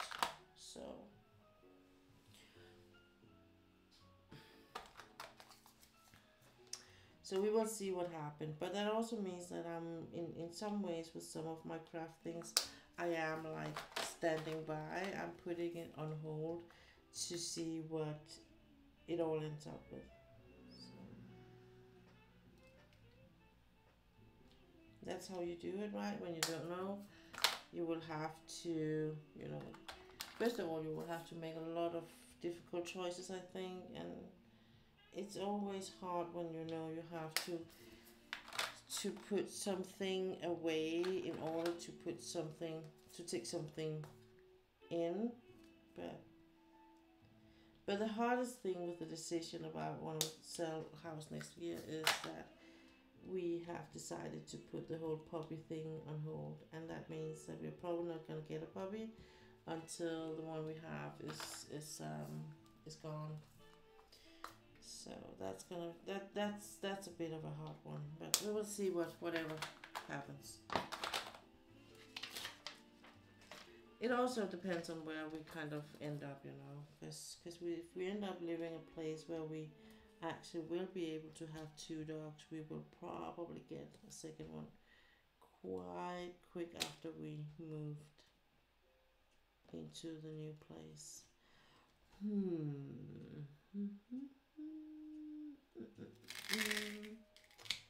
want to move this like here.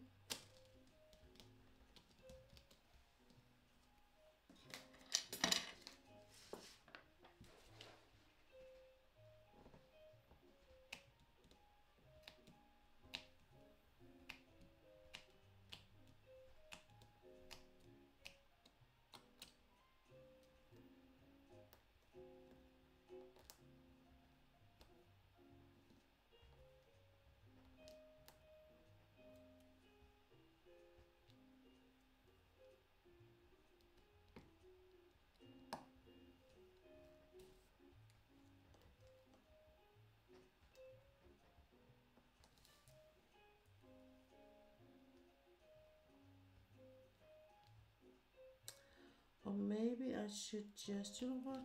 No, I don't want to move them that much.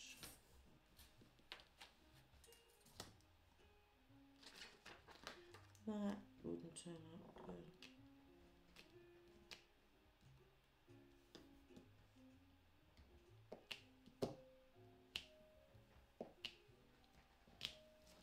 But I'm going to do it like this.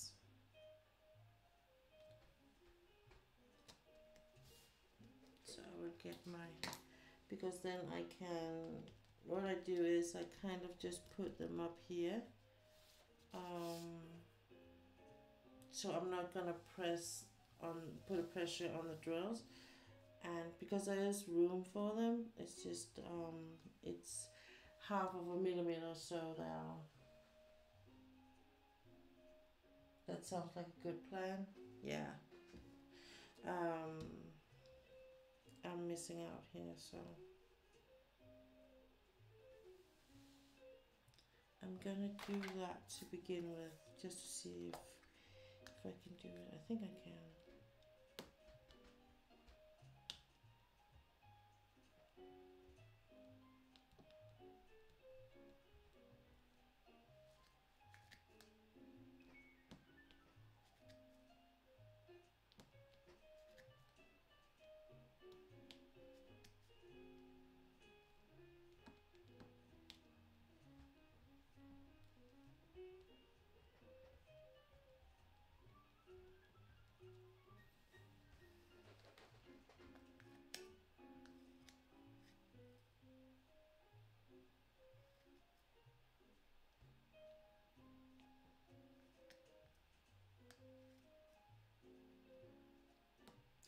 but we are gonna sell this place, and on one side I really look forward to get less to clean, you know, but on the other hand I really enjoy having this much rooms to be having one for my craft, one for my stash, you know, like all this I will be have to boil down to one room and maybe a bit less than that depending on wherever we end up, because we can probably we could rent something that would be same size, but you know, we don't need all that space. It's just very nice to have it. You know what, I think I'm gonna do this with this one. Might as well just fill all this in.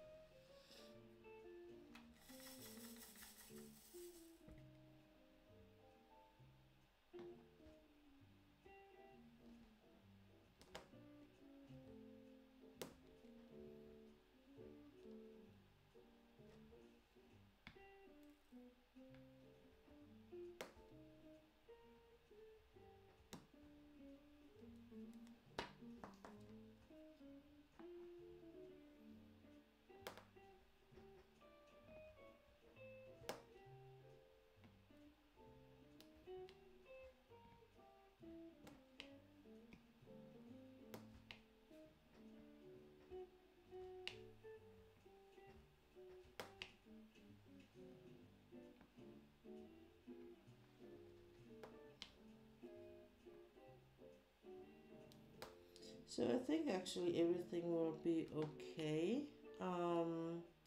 We have to believe in it, right? So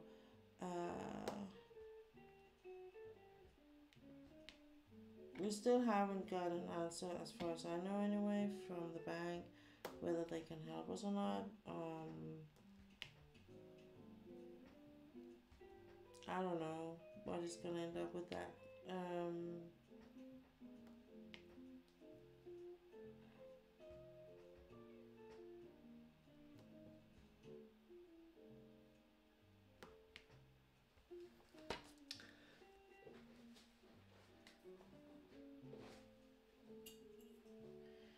I think it's one of these things where I kind of just wait for the time to pass, you know. But it's not like I don't want to see the problems head on, but sometimes you can be so tired of handling problems head on that sometimes you just want to go for a week down south and um, sit by a pool and don't have to handle anything. That's where I am just right now. I really want to go. Hey. Du fylder? Ja. Så, næsten færdig. Ja.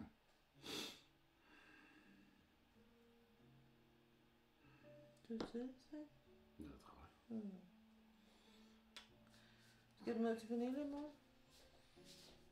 Jeg vil egentlig også slå græs, hvis der er tørt. Ja, de vil nok også gerne have deres græsformaskine nu. Ja. Og så lige købe ring. Okay, så du kan komme ud næste gang så? Ja. Okay. Okay. Ja.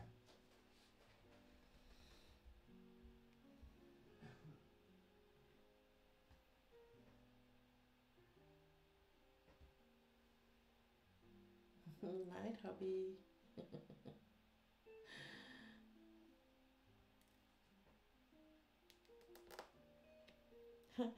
Came home and he showed me a lot of bruises he has on his arm. I could just see them now, and some of it was like he had like, you know, scratches that was like bleeding and stuff like that. I was like, what the hell? What did? And the first thing I asked him is, where did you fall down from? And he was like, I didn't. I just had to reach in between in you know, in the space between the walls. I'm like, okay, sorry. I immediately thought he had fallen down for something. Yeah. because that's usually what's happened when he is like hurt, injured thing. Then he's been like on a ladder or something, and someone pushed it or something, and he landed on the ground. But that was not the case. He's just been in fight with him with a wall, I think you could say.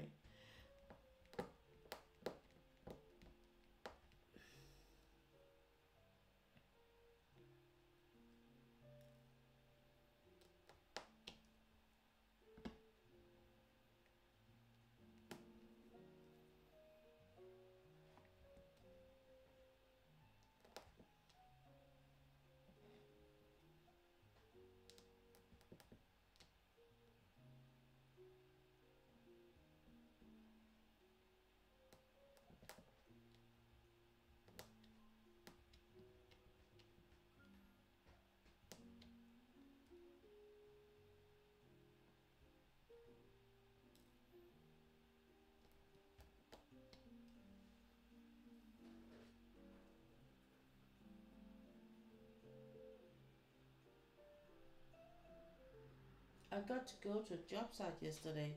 It was pretty cool to see the beginnings of the building. Oh yeah, or a cat, yeah. Yeah, when we moved in this house 8 years ago, it was a tough situation. The house was being sold, we were renting. Oh yeah, yeah. It's this whole chaotic thing where you kind of you're there but you're not there. You know, you don't know where you're gonna land, whether you're gonna land. Um,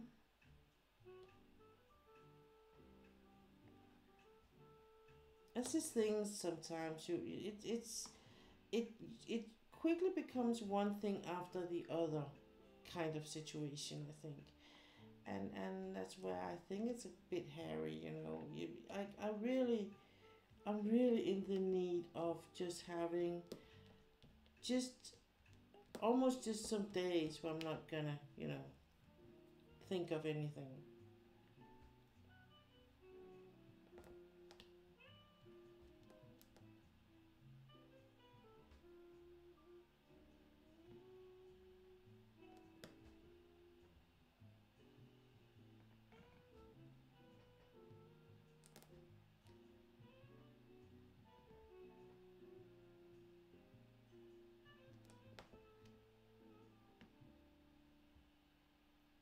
To sit by a pool and be like, don't care. Don't even care. That I would love to do.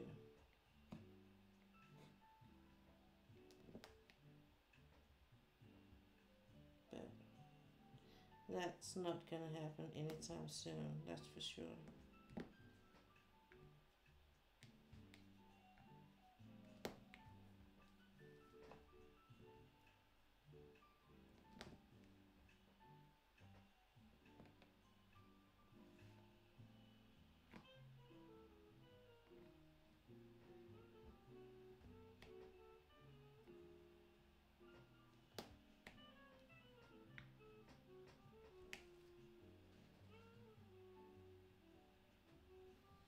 Yeah, I'll be okay. I get your feeling, how you're feeling for sure. That's the hardest for me.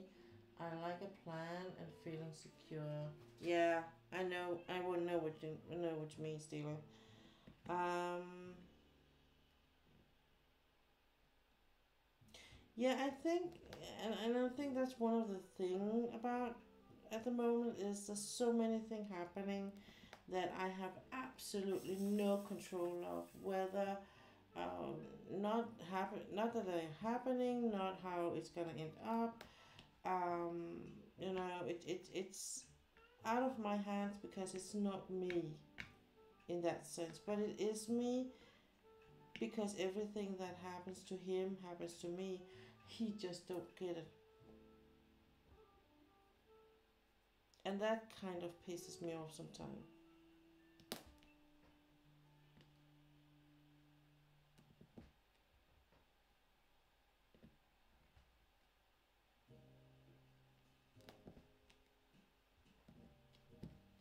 that after so many years, he still does not get it.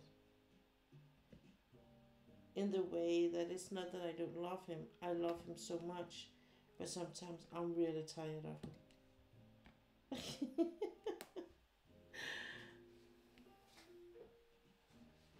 Yeah, that's the worst. No control over the consequences. Yeah, exactly. So no matter what I do, it's out of my hands. Um, so to be honest, I really would love to just bury myself in work, and just be like, I can only focus on work. That's it. But the problem is I can't, because my body will be really angry with me. So, and I really don't want that to be a part of the issue too.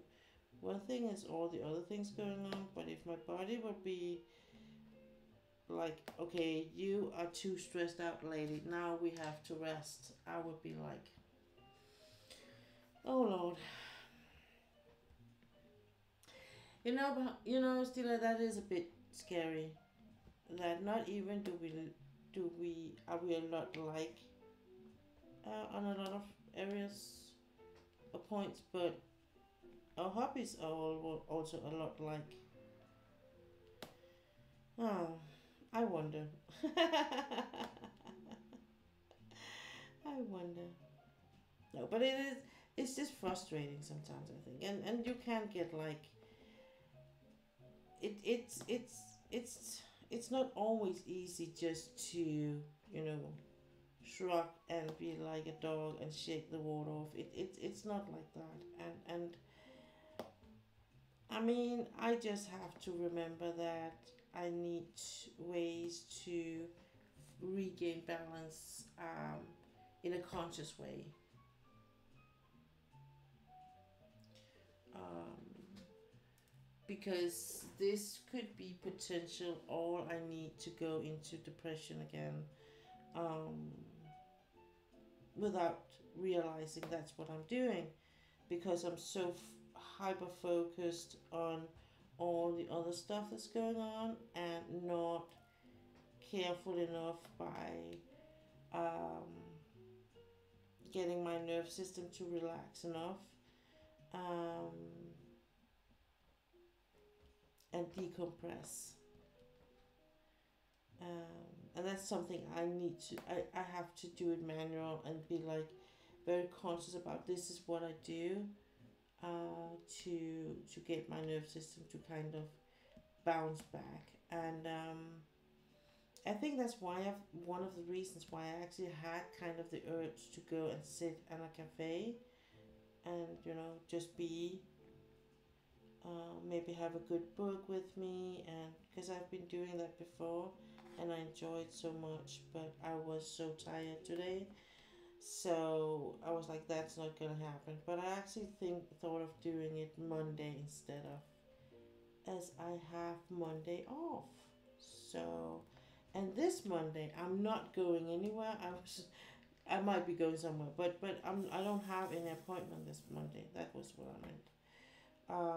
And I'm not going into the office next week, because there's so many meetings, and the things I need to do, I really need some peace and quiet around me. So,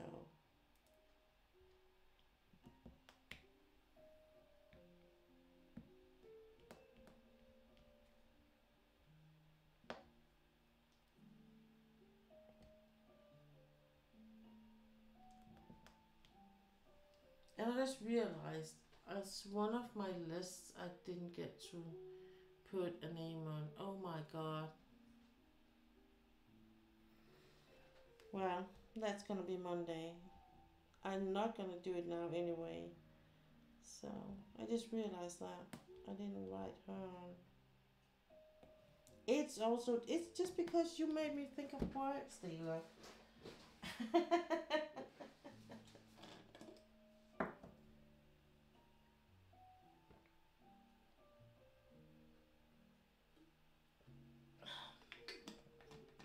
You gotta worry about you too, and making sure you're good, because he sees you're having peoples, he will have that on his hands to push. He loved you. I totally understand that. I almost hit that stage not long ago with hubby, as you know. Yeah, I know, Stila. Oh, troubles. Since you're having troubles, he will have that on his hands. I think you need a nap. I think you need a nap, Tessa. I think you need a nap. Just a tiny nap. Yeah, I know. And you get to the point of it's not a point of no return, but it's a point where you're like we have something has to happen now.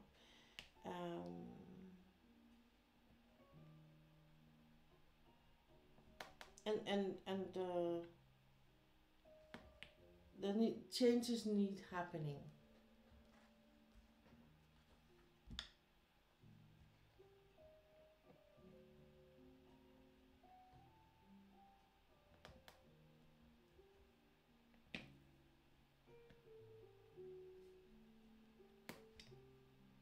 I'm so happy that I have my work and that my work works 100%. That I have a place, an employer can that is more than willing to bend over backwards to accommodate my my needs for space, and and that I can't work more than 10 hours a week and all that. I really appreciate that, and that he is just seeing all the potential I have and how I add a lot to the company we work in. Um, I got a feedback from him no, not yesterday, day before yesterday, Wednesday, because it's something I do every now and then. I need a bit of feedback, and he has said to me, I'm not good at giving feedback in everyday life, so just tell me when you need it, and I will get it to you. So he said, well, I don't have anything special to say to you. He said, you do. I really appreciate the work you do for me. You are very careful about the things you do. You're very precise in your work and effective, and that I really appreciate. Sometimes I can be a bit inside me. I can be a bit frustrated because I think things take too long, but that's because.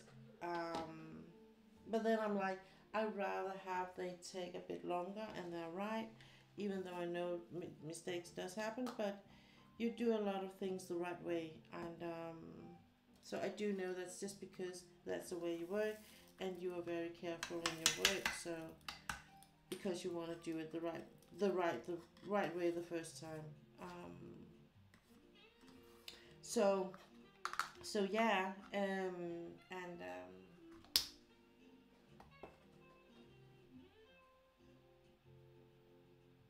you gotta be okay to help other. If your cup's empty, you're not gonna be able to help your mate. Right, I call it. It's not going to stay this way. Had a couple of those with hubby.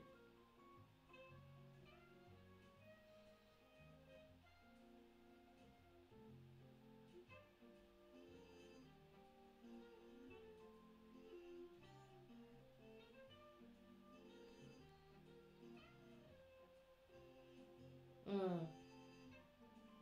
Yeah, I'm like, and if your husband is like my husband, I mean, the words you get out of the man is very few and very scarce. So it's like there's a lot of guessing involved here.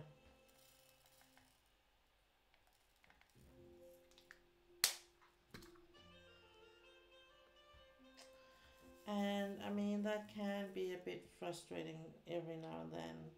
And especially if you feel like you actually need him to give you some feedback and some comfortable words, or something. You need something from him, and he's not like giving you anything in your opinion. I mean, that is frustrating, and I'm like, I need you to tell me. Um,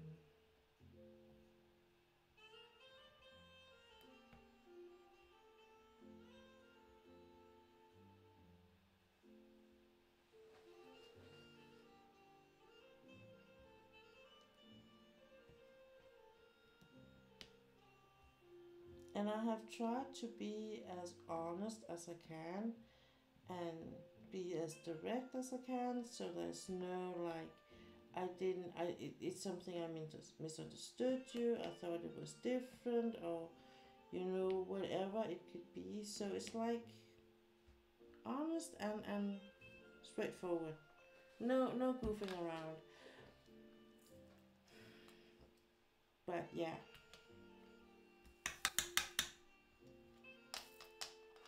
I think I've tried in so many ways that now I'm like, I'm just gonna I can't anymore. I'm just gonna let it hang and dry and see whatever falls down.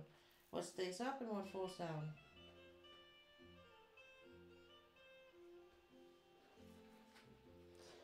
Um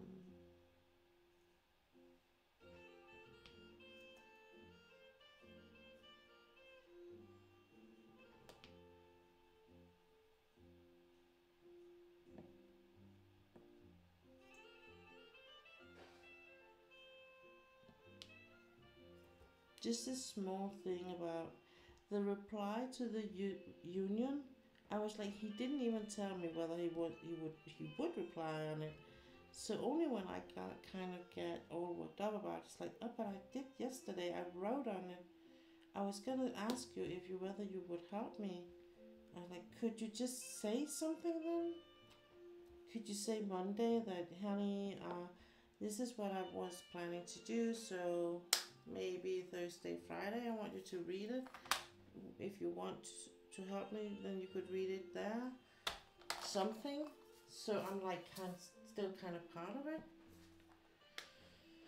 Yeah.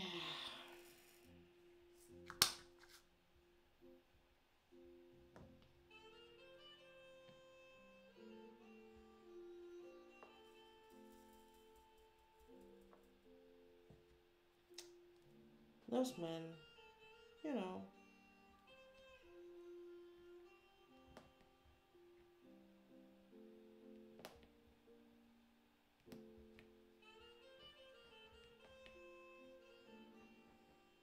I mean, I still love him. There's no doubt about that. And I will till the day I die. Um, I don't have in my mind, there's no other way.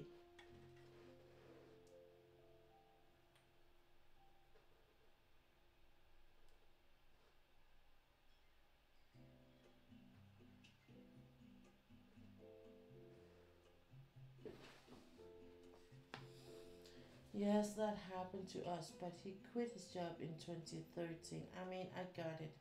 But they treated him wrong. He could have filed a case but didn't. Then took his time about new job. Yeah, and the thing I think that frustrates most is probably the fact that they don't say anything, and if you ask about it, they get all defensive about it. And it's like, but honey, what did you expect?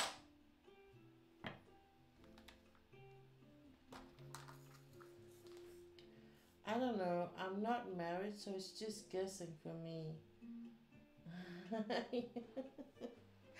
All marriages are different, and like all relationships are different. So because it depends on the people in the relationship, and we all handle things differently.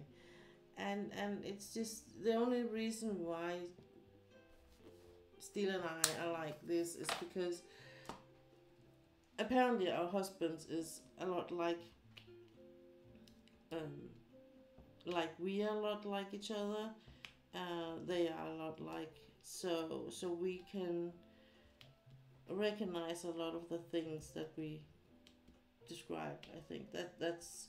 I don't think it's like that for everyone, that is married or in a relationship. I hope not. I really don't. So I really don't hope so. No, I need to be nice now because my husband does a lot of things for me, and he is really nice, and there's no doubt about that. He loves me very much, and I think, to be honest, that he's just so uncomfortable in this situation that he'd rather prefer me being having a back operation, and he had to handle kids and dogs and everything and house at home than the things he is going through at the moment. Um, Again, because he has been a part of something that he didn't choose. He didn't choose to be fired and expelled from the workplace. He didn't choose to be a part of a drama thing that his former workplace is going on. So he did choose to file for a case at the union, but he didn't choose the case handler, which has handled it very poorly, I think, with very little understanding for the circumstances and with a very little empathy for the problem. That it's like they have already judged him without knowing him. They have seen that he's been expelled and judged him on and condemned him as guilty, and that's his own fault. Even before they actually start reading the case and went into it.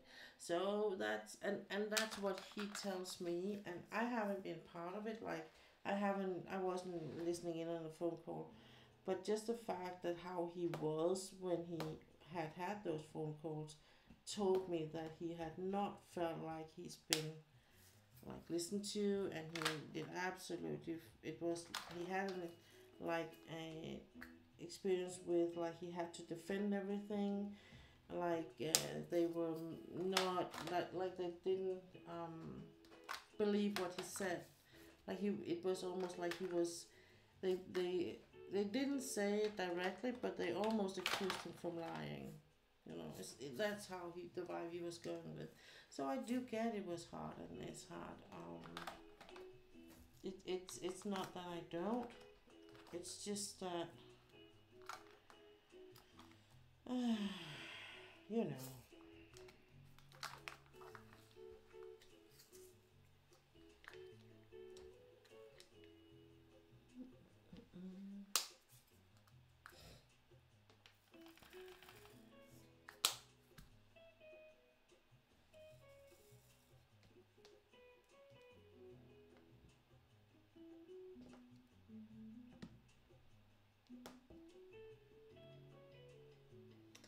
So, yeah, and I do think that when you have crisis like this, it will shake in things in your relationship. So unless you are all in your honeymoon phase in your relationship, it will shake the ground, and it will, test the waters, and you will see. Well, thank you, Tessa. Thank you. I know you will. And it's like you say, I want the best for you guys, and I know you will. And that's all you can do. The best, you wish the best for us. Um, and that's how I feel sometimes when I'm on sideline like this. I can only hope for the best, and I can only hope that he will come through it. Like, I can't do anything but just stand on the sideline and be like, "Oh, let's go, baby." Um, that's all I can do in these situations, and probably, and maybe I don't have to do anything but that. But for a person that really loves doing and acting on things, it is very hard just to be the one who's sidelined. I can tell you that. If you shouldn't know. In case you shouldn't know. So I have 2, 4, 5, and 6 with the one I have here. Colors left. Then we're all done. And then I'm gonna do my whole kitting down routine, and I'm probably gonna do that, keep on doing that till I'm done. And if it's gonna be a bit past midnight, that's just how it's gonna be. So I can like start tomorrow with a clean table way. Because that means tomorrow I'm gonna work on the siblings, and I'm gonna do some cross stitch over the day after I'm home from my horseback riding.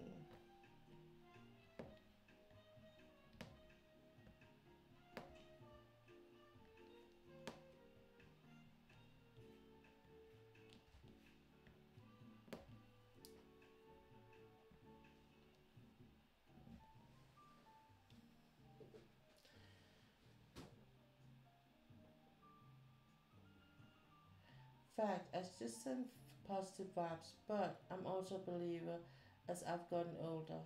It'll be what it's meant to be. I'll deal with that as it comes. Oh, for sure. Oh, for sure. Oh, you're welcome, and I will send my love. I'm sure you guys will be okay. Like I said, you've been through worse. If you want to fix it, make it better, but since you can't, you feel helpless. Yeah, I mean, that is what frustrates sometimes, that you can't do anything. But I think, and that's what I try to tell my sweet husband, is that if he did communicate a bit better with me and actually did answer the questions I was asking him, then I might not feel as frustrated, I might feel that I actually am a part of the whole going on thing. Now I'm just like a part of it because I I can't not be, but I'd rather be like more part of it, because that's how it is when you are living together, so yeah. Okay, enough with the heavy stuff. So Stila, what's on your crochet project list at the moment? Are you crocheting, yarning, whatever?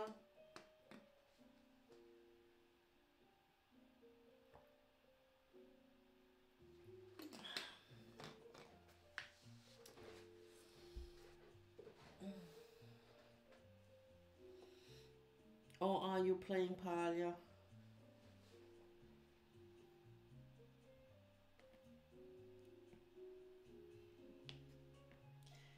Isn't it funny? The first thing I do when I wake up Saturday morning is to check Twitch if Miss Kofi is still online and playing Palia.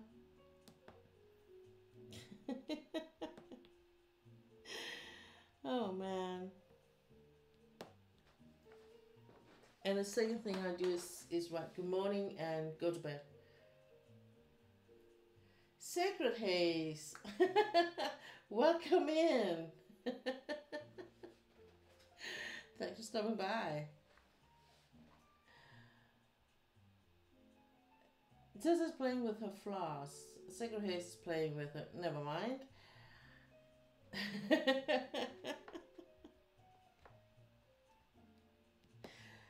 Sacred Haze, you're playing with your dog, cat, guinea pig, goldfish.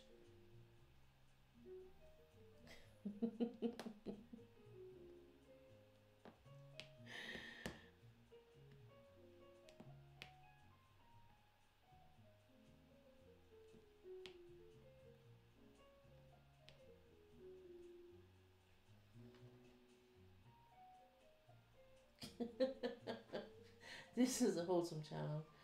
I'm working on mother-in-law's blanket, braided April blanket from Yarn Inspiration. That's right. How's that going?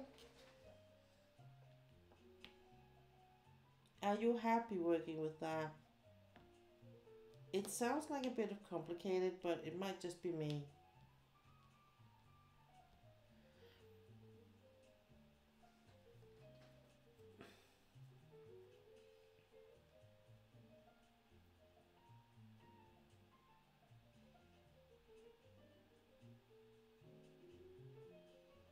Braided caper blanket. It's a turtle. Oh, he's playing with a turtle. Okay. Okay. Ah. Some strange pictures just arised on my in front of my eyes, but that's okay. I'm not gonna judge. Everyone's have their own preference.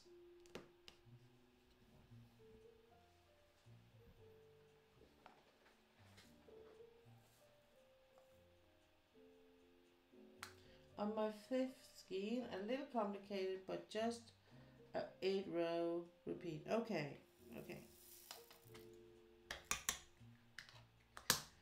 But you are crocheting.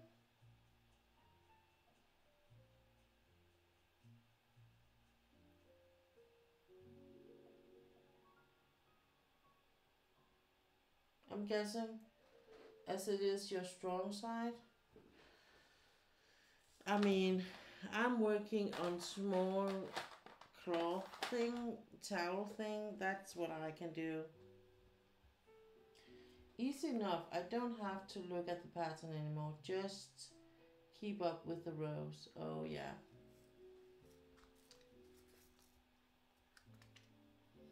You see, I would rather prefer knitting things like that. But I know what you mean. I'm like with the with one of the towels I do, but also with I did a big blanket for the bed, and that was a knitting pattern, and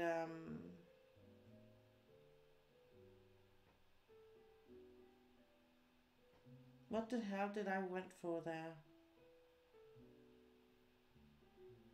I have absolutely no idea. Okay, the 4 maybe.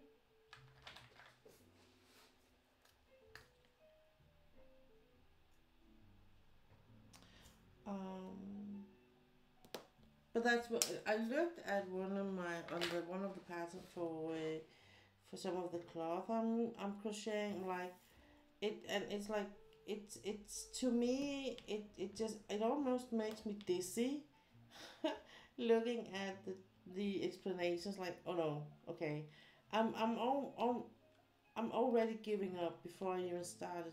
And usually it would be like, if it was a knitting pattern, I would be, oh cool, let's try that. Let's try it out. It that looks exciting and difficult, but let's try it out. But that's one of the very few places where we are kind of opposite of each other. We're both using hands and both doing some crafting, but you're more into the crochet and I'm more into the knitting part. I'm still getting one of the very expensive crochet hooks for my birthday. That I have decided a long time ago, and nothing's gonna change my mind about that. I want one of the zodiac signs, I think I decided for. Just in as a beginning, in the size I use the most for crocheting. When I do the small cloth, and I want to see if it actually does something for my hands, just because it is bigger, and it looks like I would have more control of the hook than I have with the smaller hook I'm working with, which is just an ordinary hook, to be honest.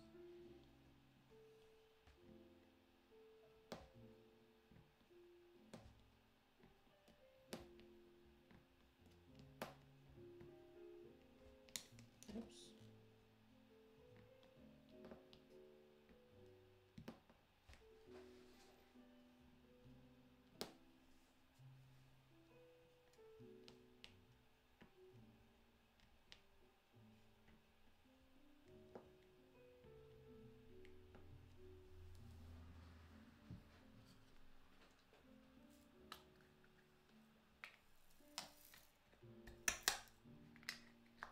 So, but I did start a new crochet cloth up, so I haven't completely given up on the crochet. I'm just not, I'm still not really sure, you know, it's not like I feel like, oh, I know what I'm doing. I still have to count a lot to be sure that I'm keeping myself on the start count of the stitches. I apparently have a tendency to either do one too much or one too little.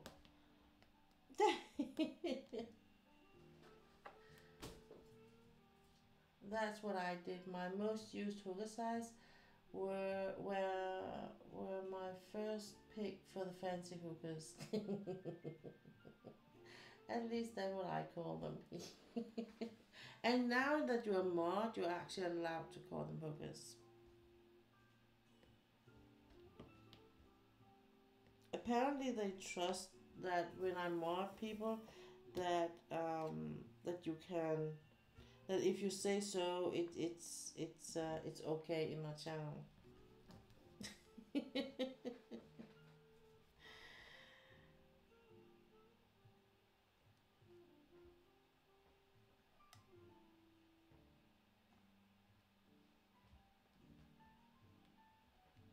I know. Yep.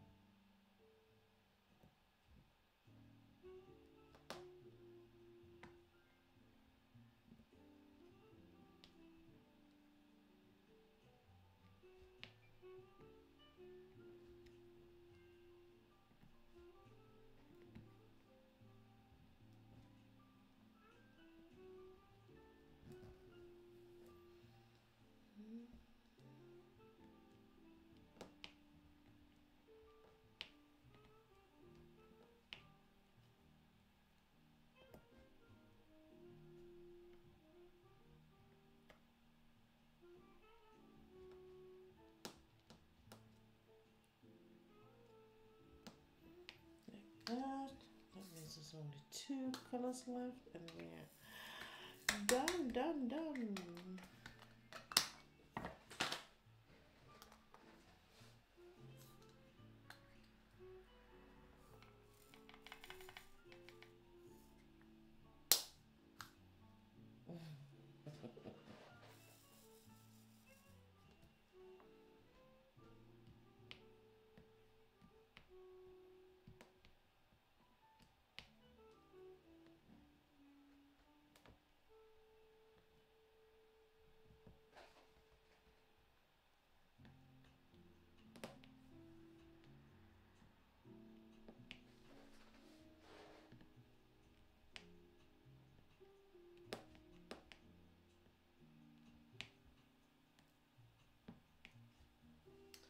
Going back to my mom, my neighbor, to my room, my neighbor, to my mom, my room, my neighbor, I share a room with, is screaming in his apartment. I don't know if it's face to face with someone or on the phone. Okay, okay. Watch out for yourself, okay?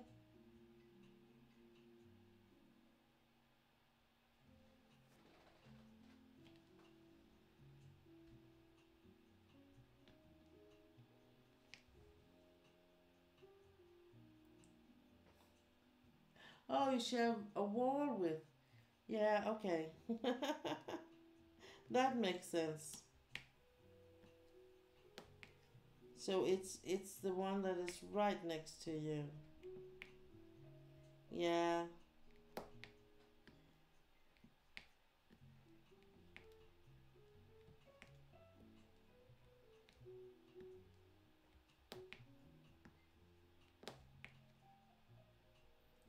Hope he's okay though.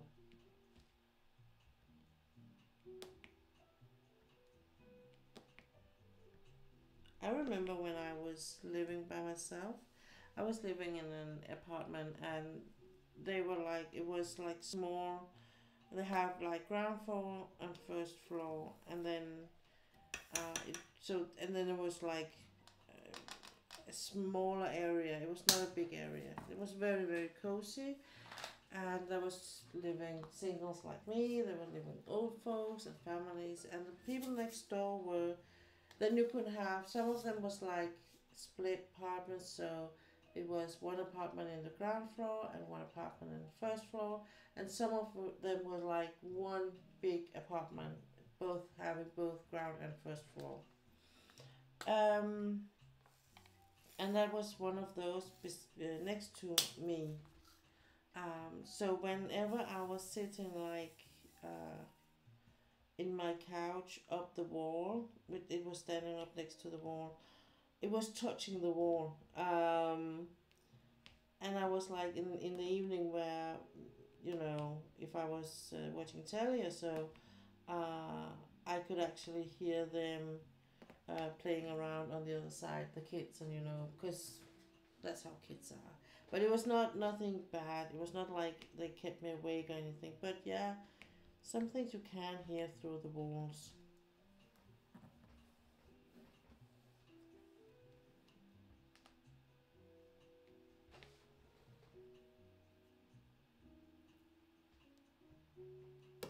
So I had always at least my telly on, so I would watch have like a movie running or a serial running, so there would be nice. There would be noise in the apartment.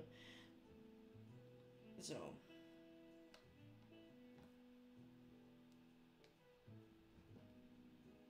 I think that also made the transition from house to apartment for my dog a bit easier because she couldn't hear everything when we were home at least. And as far as I know, she didn't bark that much. Of course, if anyone was like coming up the stairs and knocking on the door or something, she would bark. But as soon as they were like removing themselves from the premises, she would fall down and be like, okay, they're leaving, I don't have to worry. That was mostly when I was home. That she would bark, but then if I said, "Don't worry," or "Shut up," or "It's okay, they are allowed here," or whatever, she would just come into me and be like, "Okay." So she was a good dog, my German Shepherd. She was a good dog. I miss her a lot. I miss having a guard dog. I do. Um, he's a lot of things, my dog, but he's not a guard dog. Let's just say that. It's not like it's more by accident or by sound that it's by. And I'm not sure who's protecting who. I think he's calling on me, and then he expects me to take care of whoever is entering the premises. That was it. Let's see. I have have 6 more drills to place, and then I'm all done.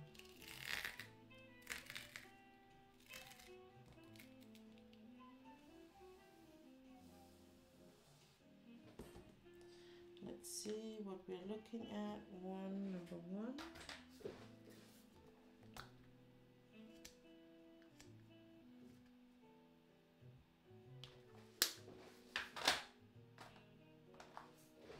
Okay.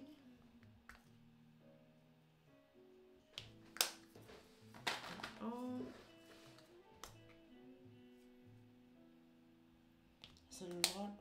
left. And some AB drills. These are really beautiful. I'm gonna save the AB drills for themselves. I started doing that with the special drills, both from Oraloa and from Diamond Art Club. Just because I like using the AB drills in other paintings. I really prefer having them like in a special ones. I'm not gonna look through my 100 bags of drills every time I need something. So I'm gonna remove this from my trash here.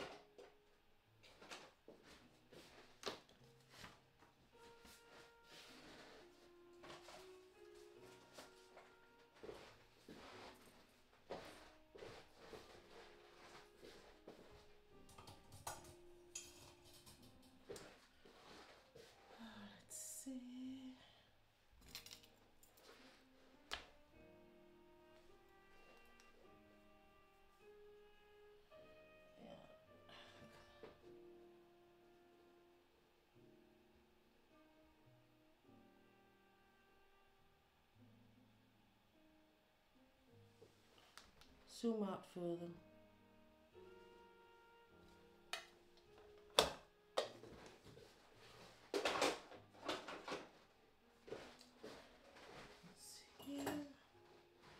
This one is going in there with this and this and this. This. Oh.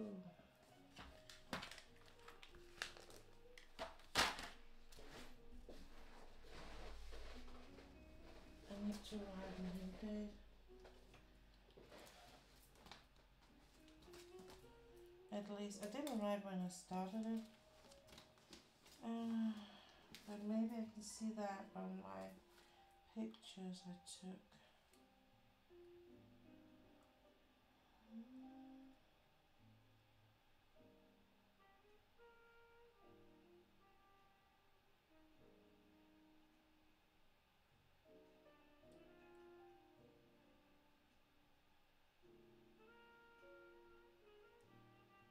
March 30. No. Yeah, probably. When is that?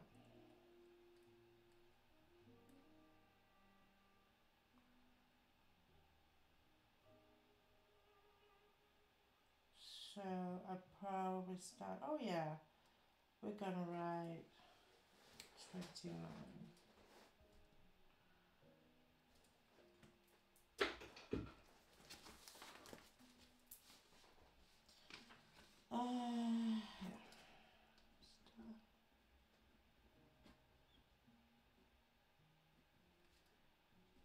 Start. Here.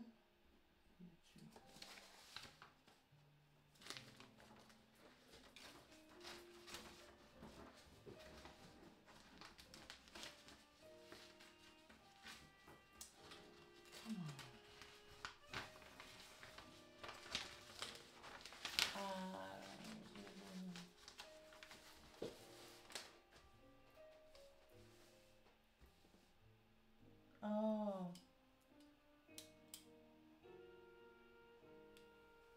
Let's see. You would think since he knows I hear him play his bongos that I would hear him yelling. How I don't think he cares. Oh God. Yeah, March 30. Yeah, that's the Saturday. It was Easter. It was Easter. I do remember now. Because I usually take pictures on the days I start, just to put up. That's a good thing about, like, you know, having a media you want to update all the time. So whenever you're not putting the notes down, you can actually see it. So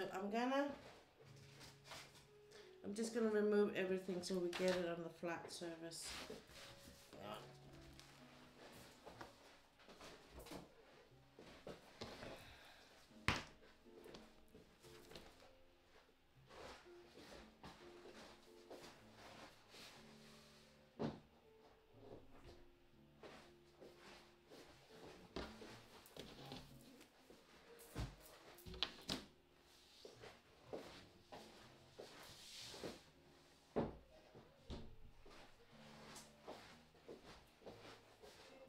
Well, it didn't take you long.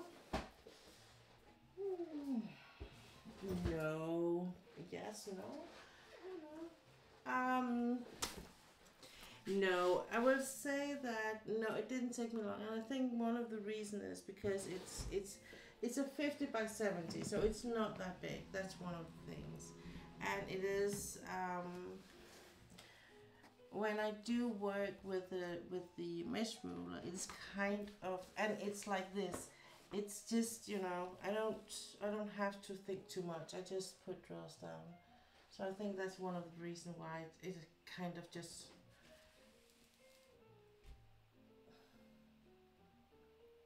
goes really fast. And I do multiplies, you know. But it's like in the beginning, the first 2 weeks or so, I only did it when we stream, and so the rest of it has been like I did a lot on off stream afterwards. So after I finished Snow Dragon, I did like take this on as the next, and I think that's why it's kind of how could I say it? It's like I have this split I do in the beginning of with the pictures, and then at the end, when I'm almost done with either or, I will give one of them my full attention. I am so much in love with the whole. This is actually a really good replicate of how the national dress looks like.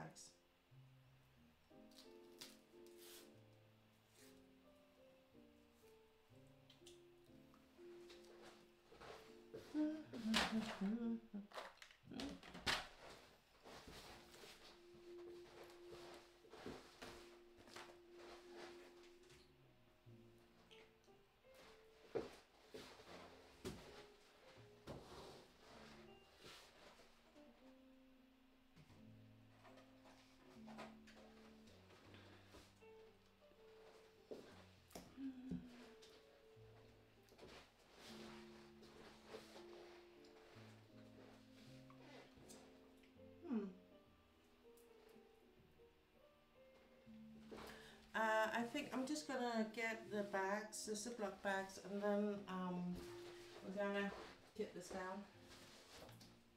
Hang on.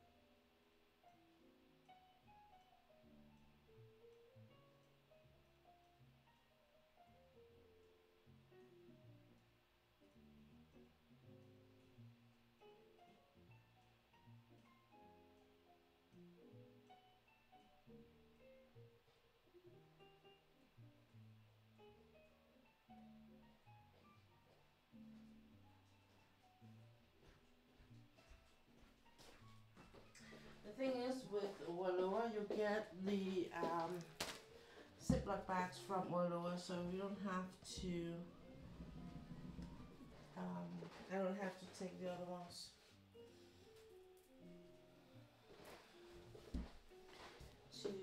For that, so. Oops.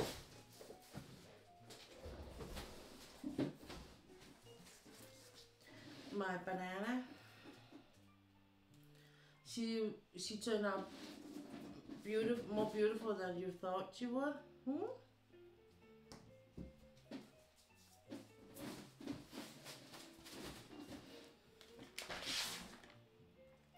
And I think, as always, the picture or the how you see it through the camera lens will never do it justice with these pictures, in my opinion.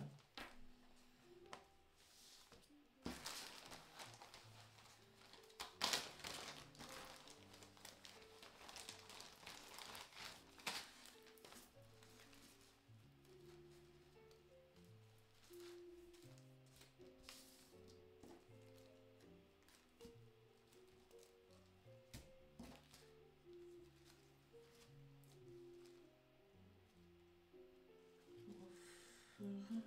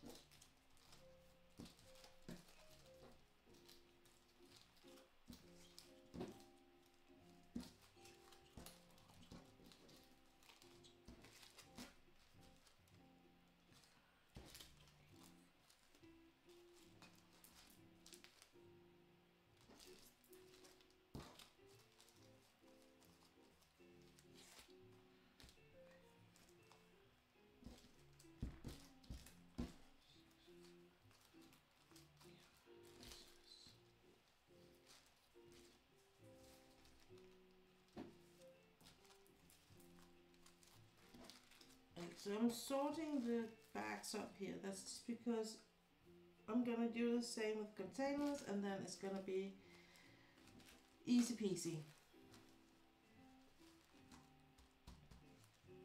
I agree. I take pics and I'm like, that doesn't even show how beautiful it is. Yeah, it is. It's a bit sad sometimes because, you know, I wish I wish pictures could replicate it so much better, the result, because it is really something very special, I think. But unfortunately not. Unfortunately not. Let's see. How do we do this?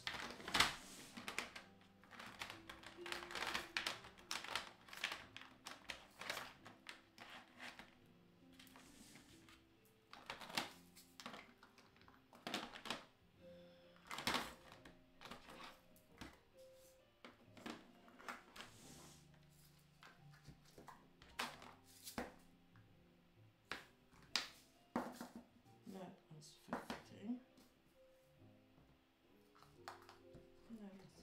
40s, 42.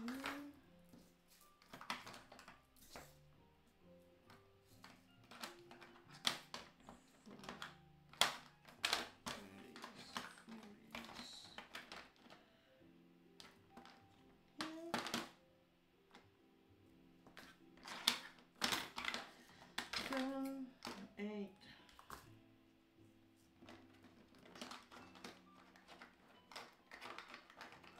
Oh wow, how stupid.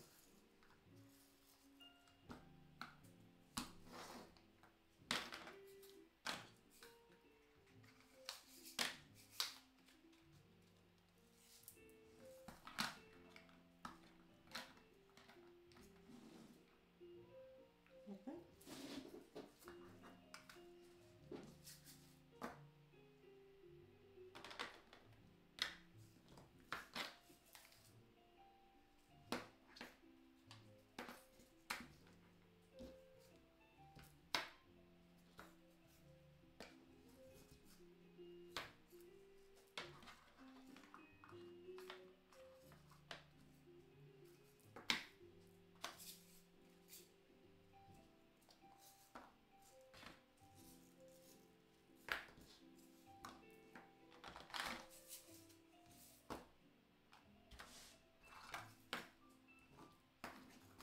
Twenties.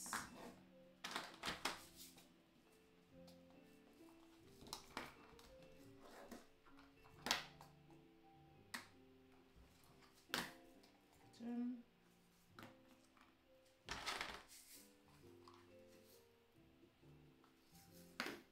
40. 30s. 20s. 20. 30.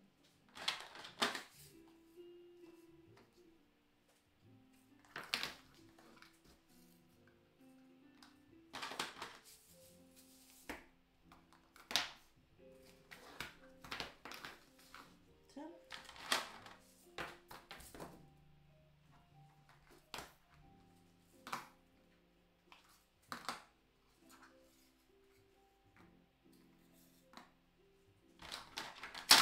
Oops. 4, 5, 6.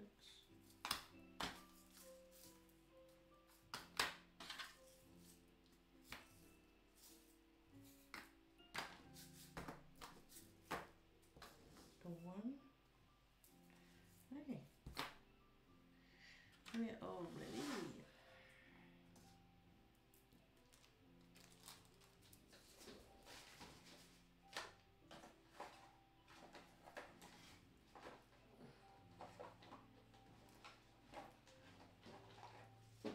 So now I can talk and do things at the same time because I sorted all the numbers out. So because the numbers on the bags, there's already numbers on the bags here.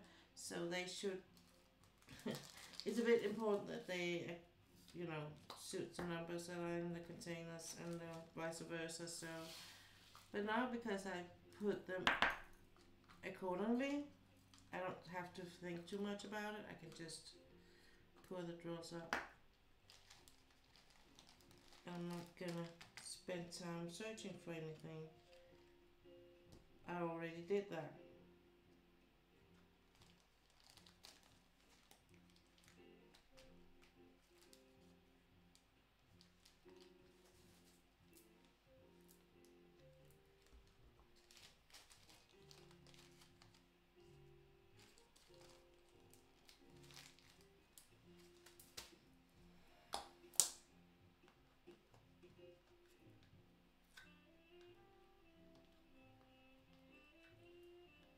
But I might be cleaning up the containers when I'm done, just because I can see it does leave a bit of a residue, but it's not much, so it's something I can do with a bit of alcohol on a cloth tomorrow.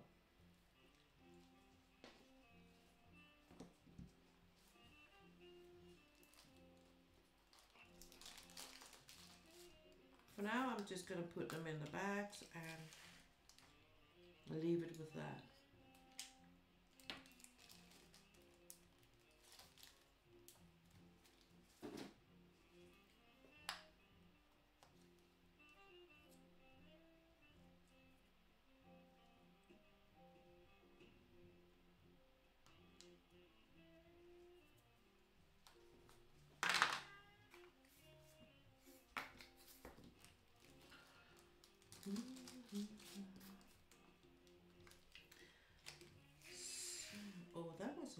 course left here. I will say, and I can say that now because I am gonna repeat it again Saturday or Sunday, and that is has been a lot more trash drills than usual than before with the Oraloa. So I don't know if it was a bad batch. This one it might have been, but the other times there hasn't been that much trash drills. So, so in that sense, it was not as good as I expected, but it was not so bad that I couldn't do anything. I was still able to work with drills, but it's just something you notice when you are expecting something else, I think.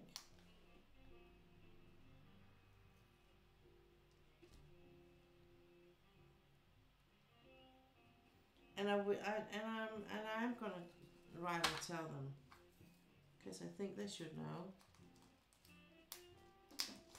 Just as a heads up.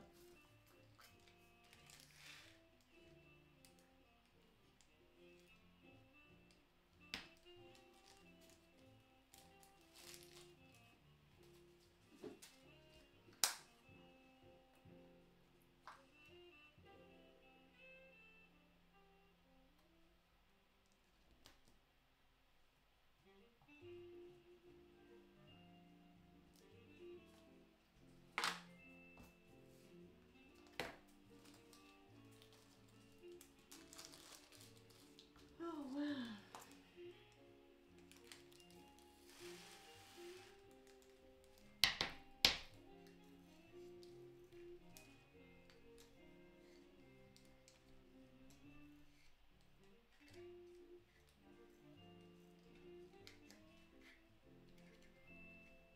I always feel like, a bit strange when I'm done with a picture. I'm happy and a bit like, was that really that?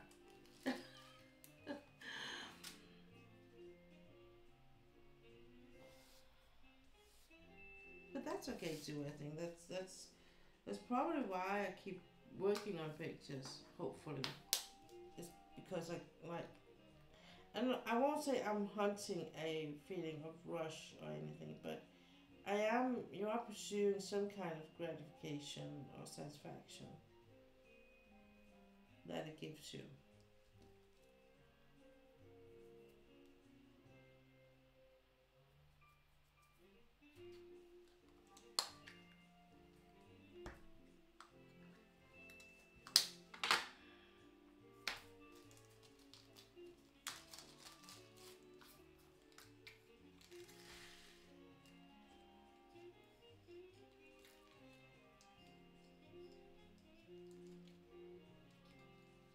So I think I'm gonna work with some of the masters. Gonna work with the one I bought for that event, and maybe do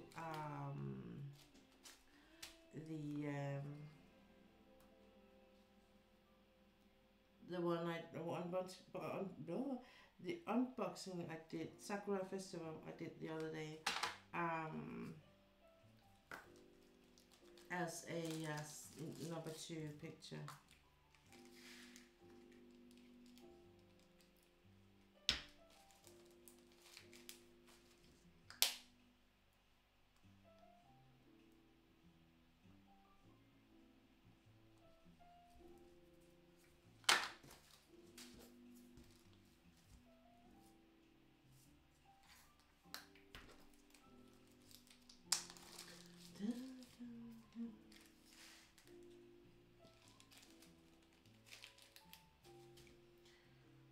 Oh yeah.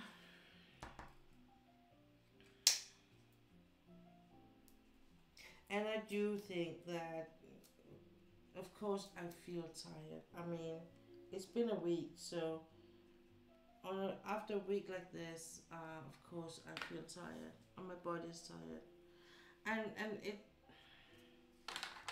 I don't know if it's a body or it's just the mind. Sometimes I can be a bit in doubt whether it's one or the other. That I'm most exhausted.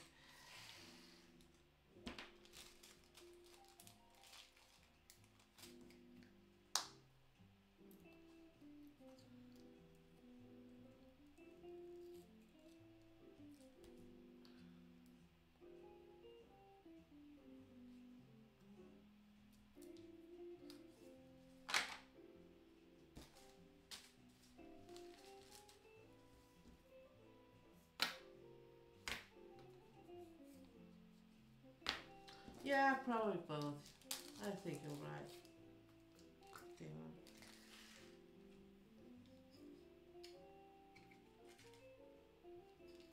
Wouldn't it be nice if we could, like, as we've talked about before, like, you know, have a portal and be like, okay, put the kettle on, I'm gonna be there in a couple of minutes, I'm just gonna put some clothes on, wait, and then just take a portal and stop by for a cup of coffee. I think that could be amazing, to be honest.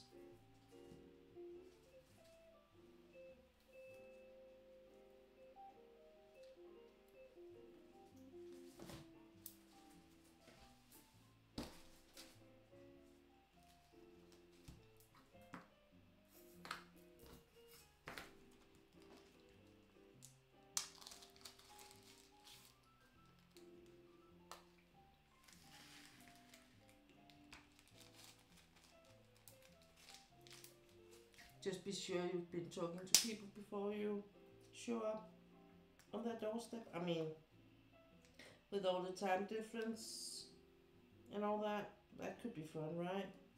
You showing up here middle of the night, thinking it's day at your time.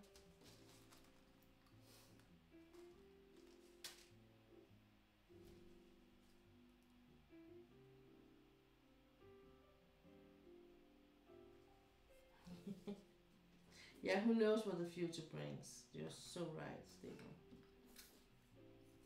And that has been going on. I mean, the development, the electronic development has been like in hyper speed.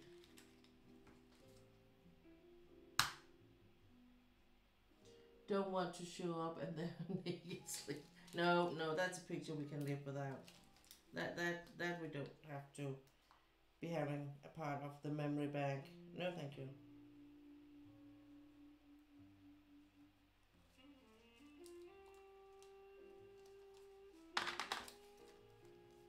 But I mean, I know the airport or the airlines, they were probably not agreeing in that thought, but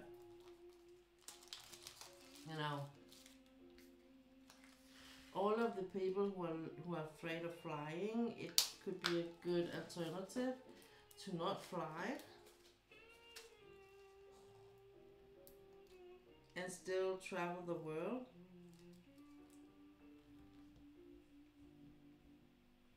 Could have your own personal portal at home for some obscene amount of money. Or go to one of the 15 official portal places. So it's gonna be like fly commercial or fly private airlines.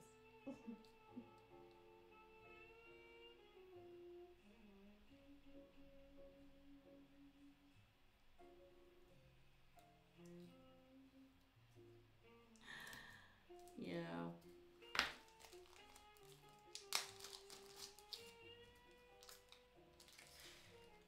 But you're right, and I mean the car that can drive you to job on its own. I mean, it's not far away. It exists. So it's just a matter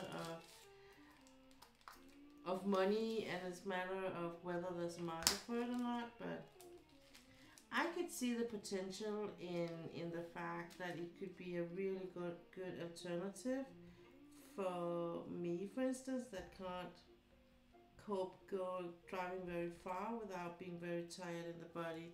So if I had a car that could drive itself, so I could just lean back and relax, like if when my husband is driving me, um, that means that I could actually work all over the world, not the world, but the country, all over Denmark. It didn't matter whether it took 3 hours or 30 minutes. I wouldn't care because the car would take me there and I wouldn't be, and I couldn't, need not be well rested.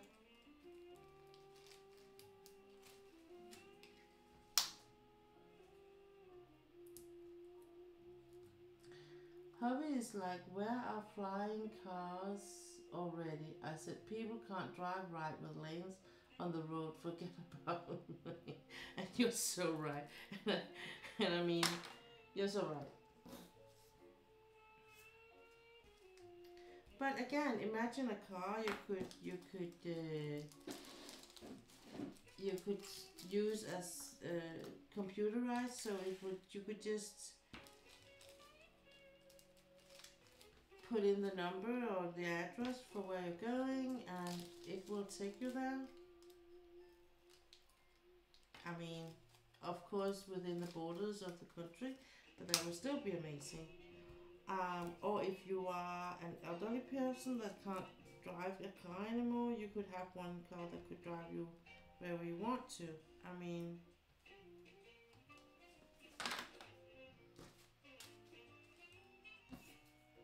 maybe they didn't dare to go with one because they were afraid of the new scary things, but I could see that. I mean, I could see a lot of good things happening in a car that could transport without a driver.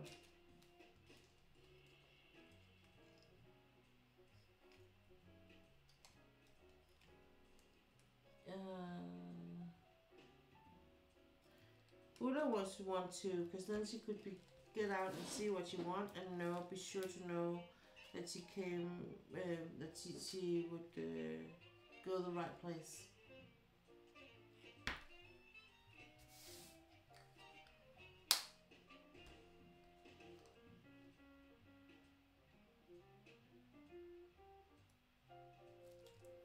So won't an ordinary GPS help you? The Fifth Element is one of my favorite movies. The flying cars are already cool. Yeah, The Fifth Element in so many ways are an amazing movie. I agree. It is really one of the classics. It's not that long ago I was revisiting that one. Oh man. I love it when she says multipass.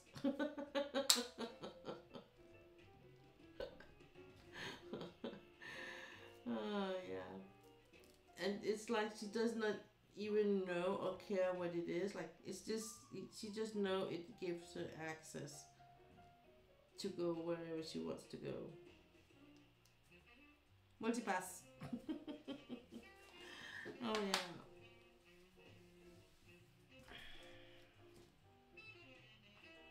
But that's a really good one. One of my favorites.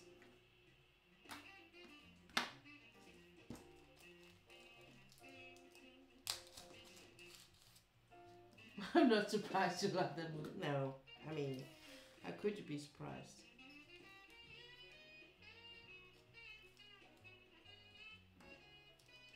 TBS. Oh, that's a.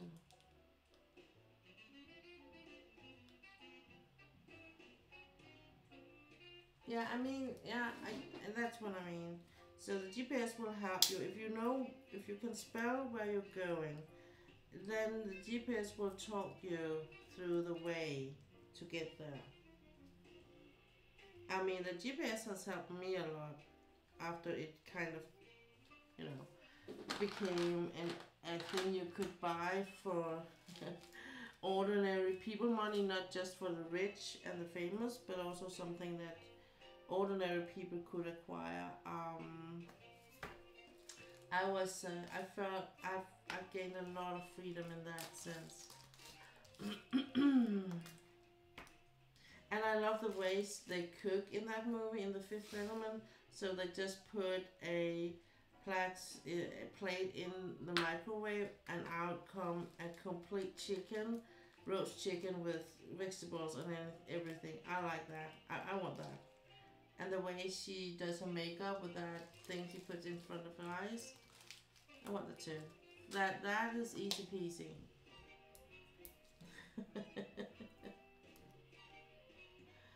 That is home machines that really makes a difference for any household. I own a chicken. Exactly. And I mean a whole ass chicken. Not just half a chicken or anything, or the thighs, or it's the whole chicken with everything. Oh yeah.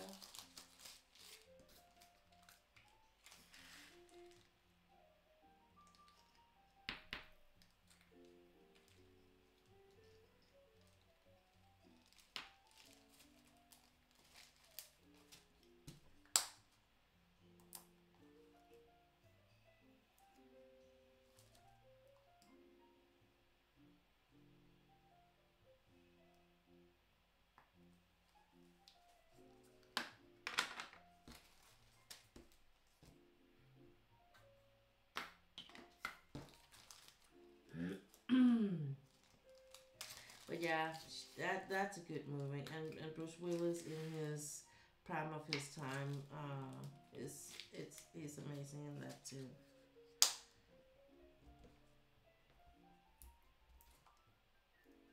I mean, I didn't mind playing her in that movie and letting him swoon me in his arms like that. That would be okay. I could play fainty faint game, fainty faint game.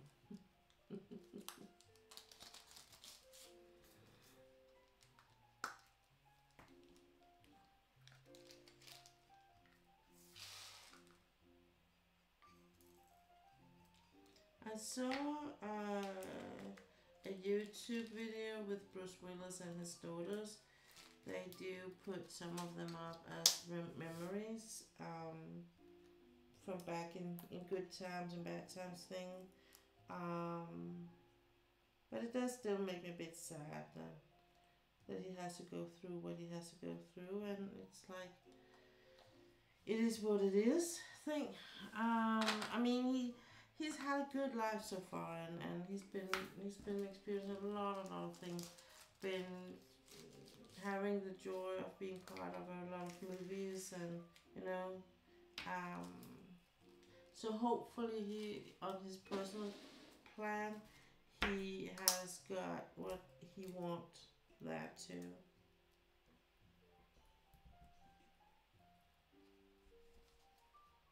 I saw a YouTube video not long ago about a nurse that were working on a hospice.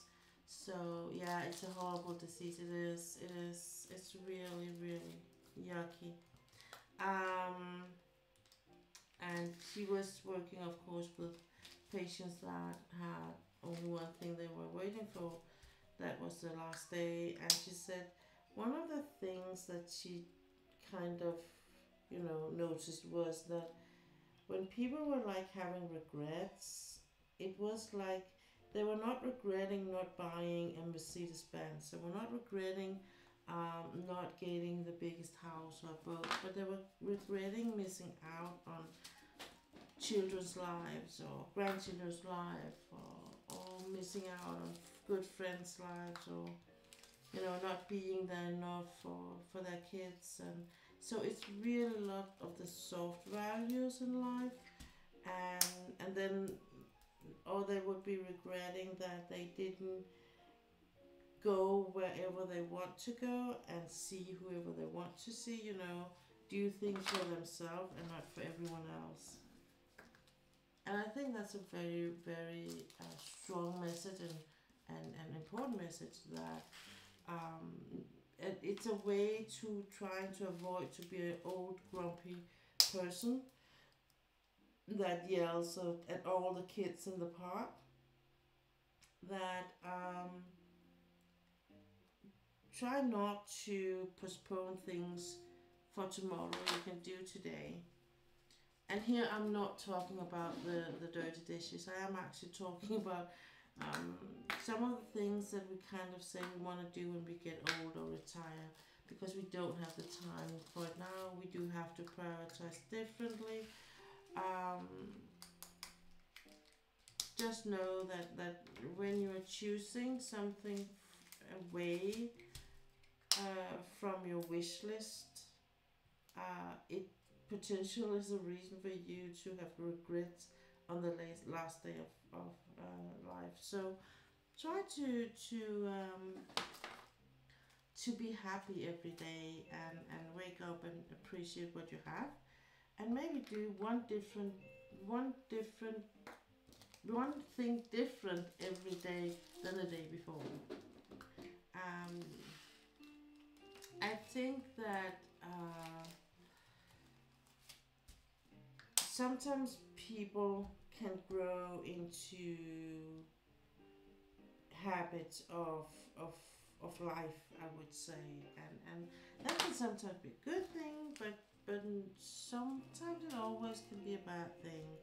That if you're not if you are doing things with a non-conscious mind, you sometimes will do things not because you like doing them, but just because you don't know how not to. And this is just general speaking. So I think that doing one thing every day that you didn't do yesterday is something that could kind of shake your brain out and say, okay, what am I doing? what is this something that makes me happy? Kind of thinking.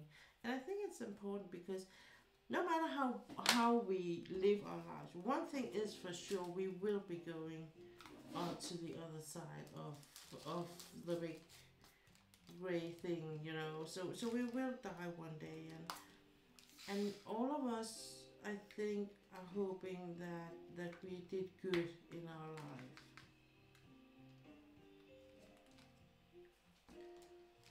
Um,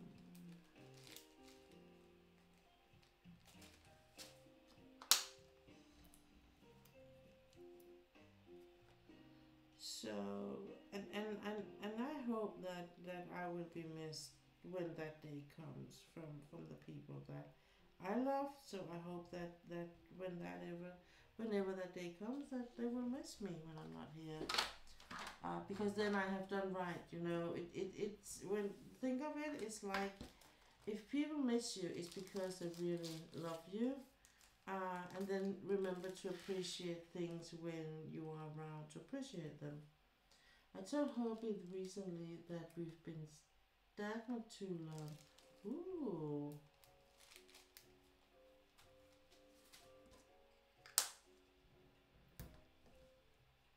Yeah, and I think it's the thing that happens when you get to the age we have and you've been with your spouse in a certain amount of time, and the whole and you've been through the whole baby, children, youngster, moving out thing, and you're now just the two of you. Um, I think it really demands some conscious work from both parts, that we need to redefine how our lives are. So it's just now we're not prioritizing the kids anymore. We're not living to feed their soul and stomach. We're actually living to feed our soul and stomach. We are doing things because we want to, not because the kids want to.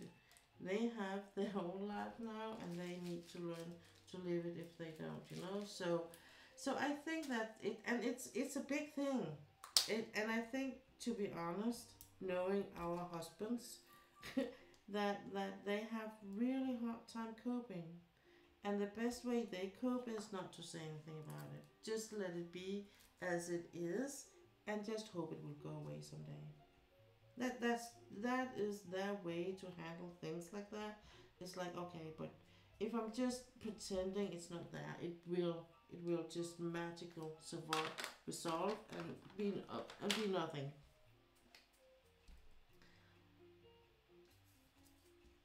Yeah, pretend it's not there. Absolutely.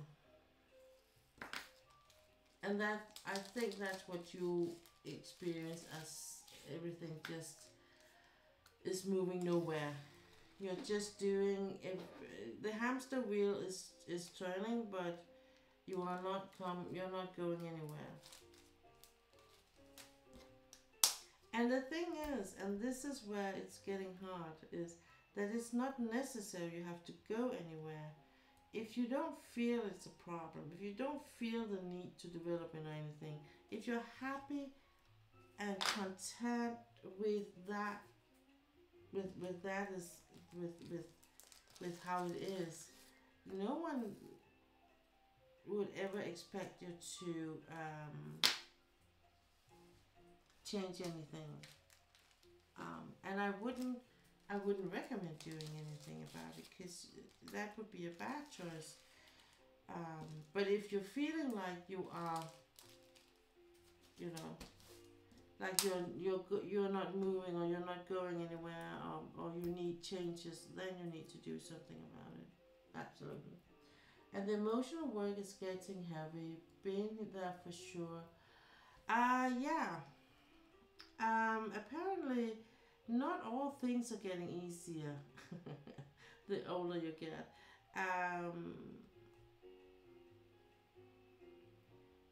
I mean, I do get why you can get so caught up in the life with the kids, and they are like painting the whole picture as long as they're in there. So who's gonna paint the picture when they're not there anymore? And do we have a picture at all, the two of us, or is it more we did begin to paint the picture together? We painted a picture with the kids in, but now when the kids are not there, do we really have a picture still? I mean, that's some of the thoughts I have. Like, sometimes you have to take a step back, breathe, and a path will eventually be seen. Yeah, absolutely. I mean, cause I'm like, I know I love him. I know that I've loved him from day one, from back in the days. So that's not a problem. So what is the problem? And the whole, for me, finding out what is it that is triggering me.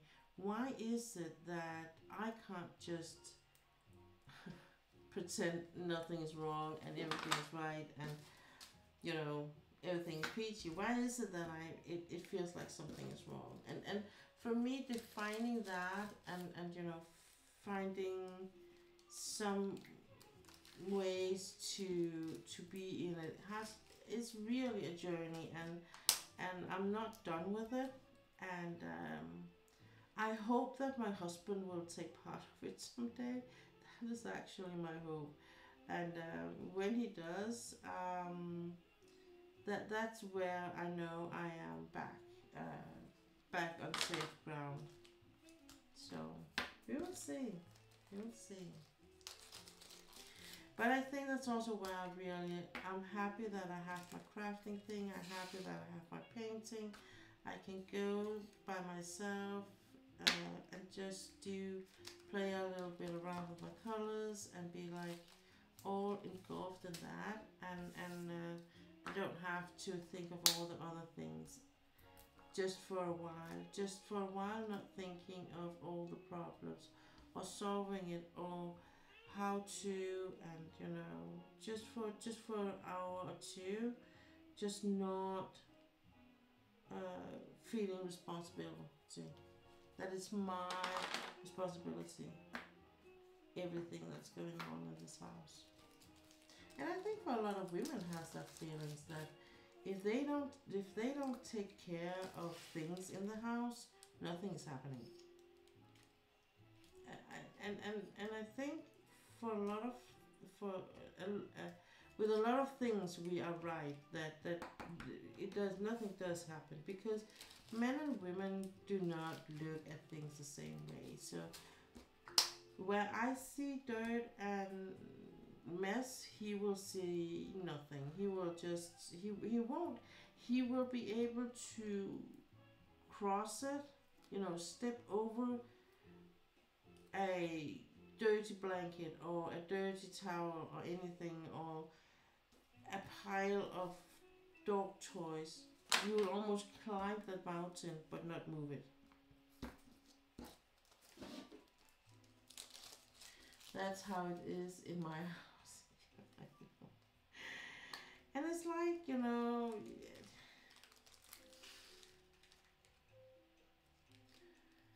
at some point you get really tired and repeating yourself. Be like, okay, for the 100 and time, please do this, do that. Last weekend, Saturday, I asked my husband, will you please remove the Christmas tree from our porch and put it out on recycle? So, because it's getting warmer in the weather, and that means that I'm gonna put the clothes out there when I hang it for dry. So, if you have seen the tree been moved, so have I.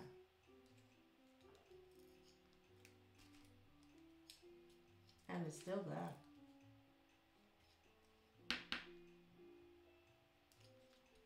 And this is the point where I don't get it. I don't get why he. And when I'm asking him, will you please do that? I just don't do it when I ask him, so he won't forget it.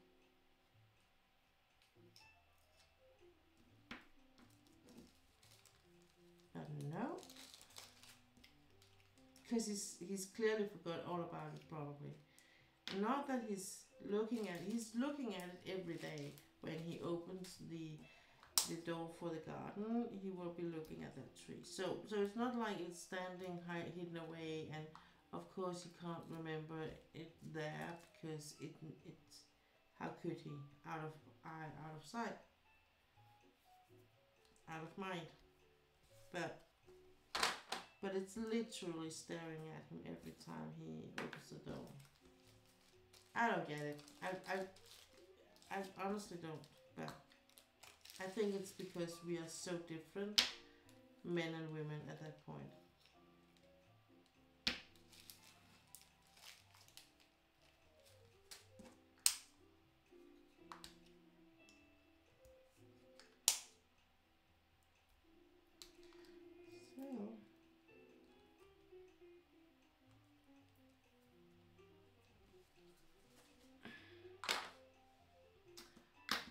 So, four more.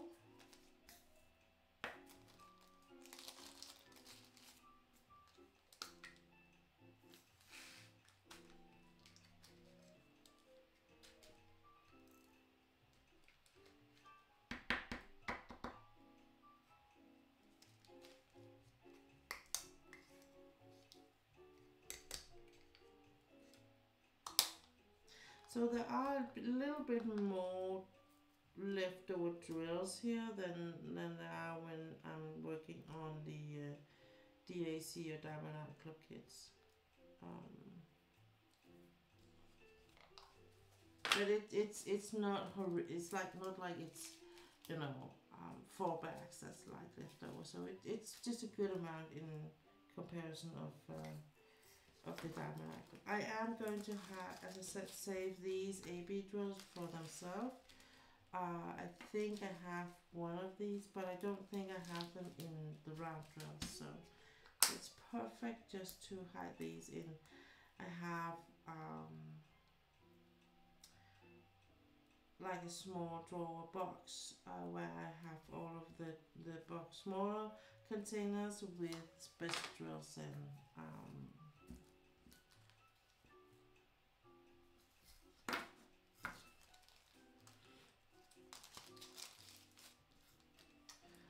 oh, that's Hobby and his fish tanks. He said he decided to keep 40 gallons too when we move.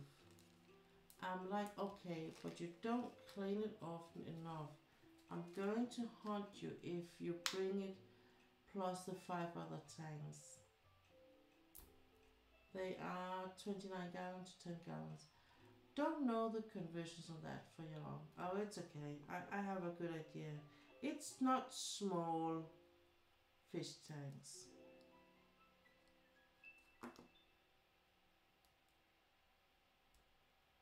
And what is it with you Americans? You can't use kilometers per hour.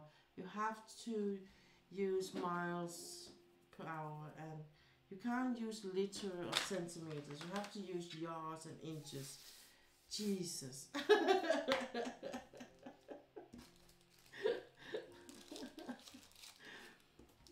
But it's not small fish tanks. That I do know. I don't know the exact measurements. But yeah, it's not small. So how many did he take? So what did he take with him? All of them.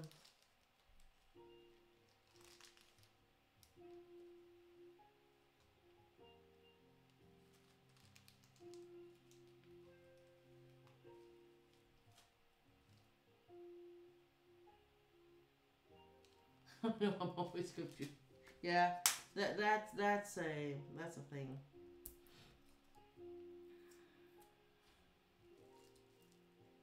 So do you think he's gonna clean the once he get there? So it's just gonna end up being like when you move, probably July. You know, I'm not sure. Yeah, I just realized you haven't moved yet. I think that I think you will have a couple of discussion about those fish tanks. To be honest.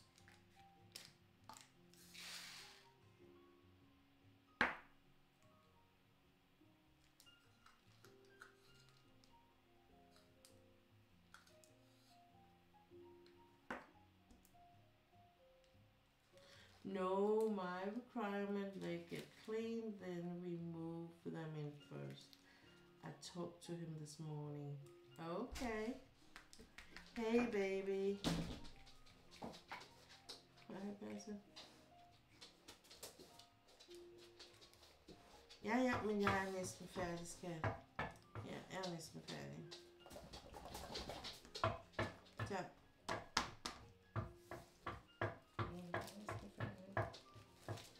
Du kommer ikke op på stolen. Nej, ikke i dag.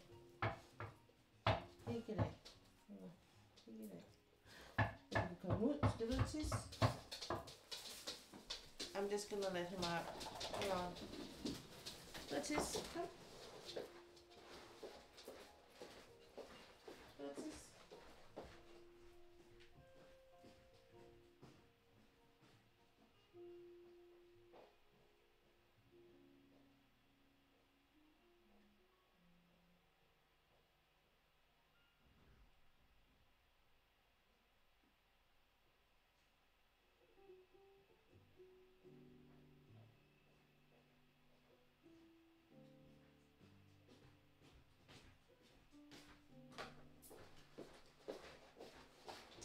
So,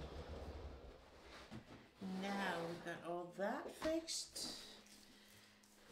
With these, I will have to clean the containers because there's a bit of residue from the glue on the labels, but that's okay. It's not too bad.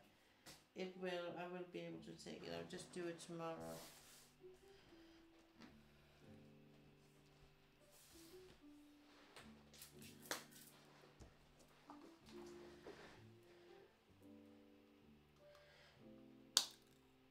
He's at least agreed 11 tanks is too much. That's progress. Yeah.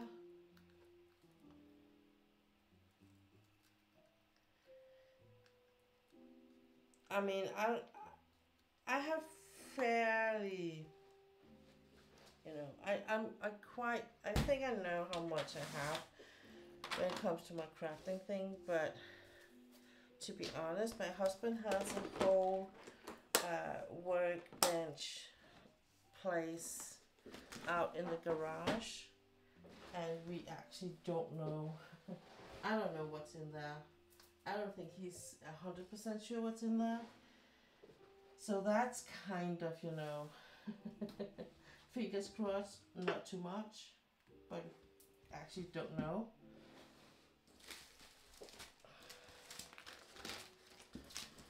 I'm gonna put this in here, and all of these are going in here.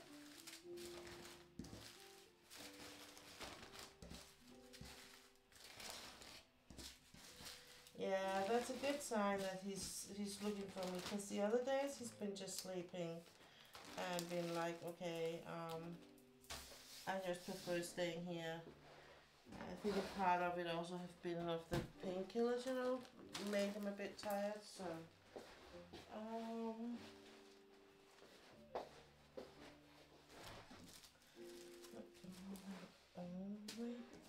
so I'm just gonna leave this here and here, and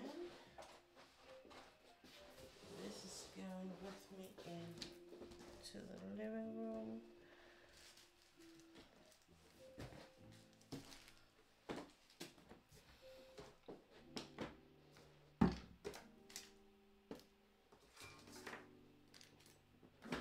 Okay.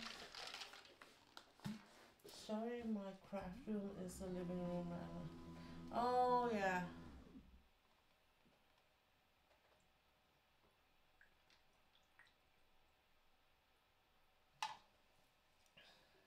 I was supposed to have a craft room. The 2 extra rooms we have a fish tank room and a 50-gallon in a bedroom. Oh my god. So my craft room is the living room now, right now. But new house, I get to pick a room for craft work office. I would say you have earned the right for at least one for craft and one for office, in my opinion. But that's just my opinion. That is just my opinion. I'm gonna put in this one here. So, like that.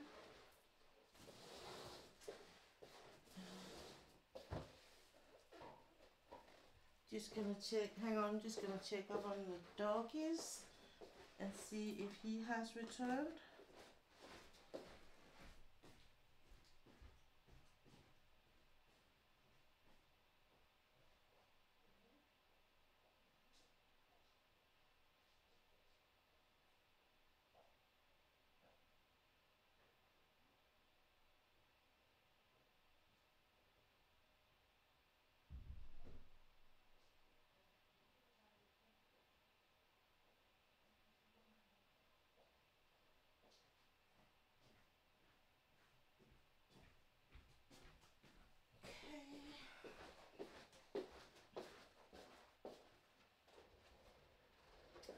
So what I was thinking was maybe Sunday I have different things. Of course I'm gonna give a review both in Danish and English of this picture. Then I could do the kidder process, prepare for my son on the cherry tree. As I know, in 14 days this is gonna be the next one.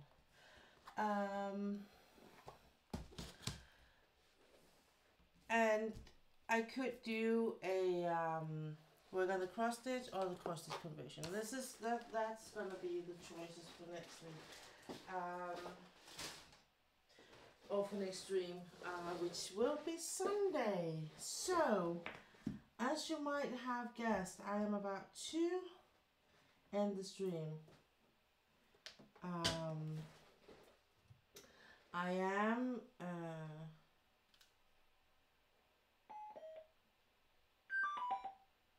hang on.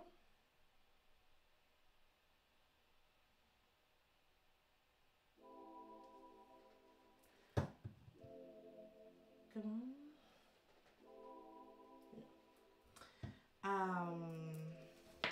We are on singing on the last note, as they would say in Danish.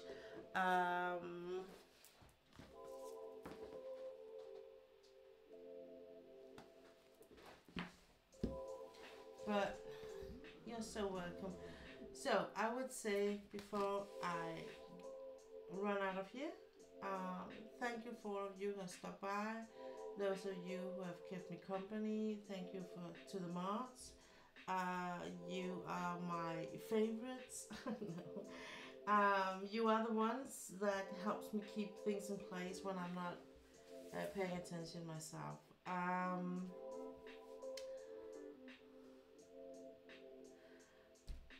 You're so welcome, Ulla, and have a good evening. Yeah, see you around Traceland, Stila. I am back Sunday, 3 o'clock p.m. CET, and with a 1 hour start in Danish, and then from 4 o'clock I will be on as per usual in English and all that. So until we see each other again, take care, stay safe out there, and be nice to each other. See you. Bye.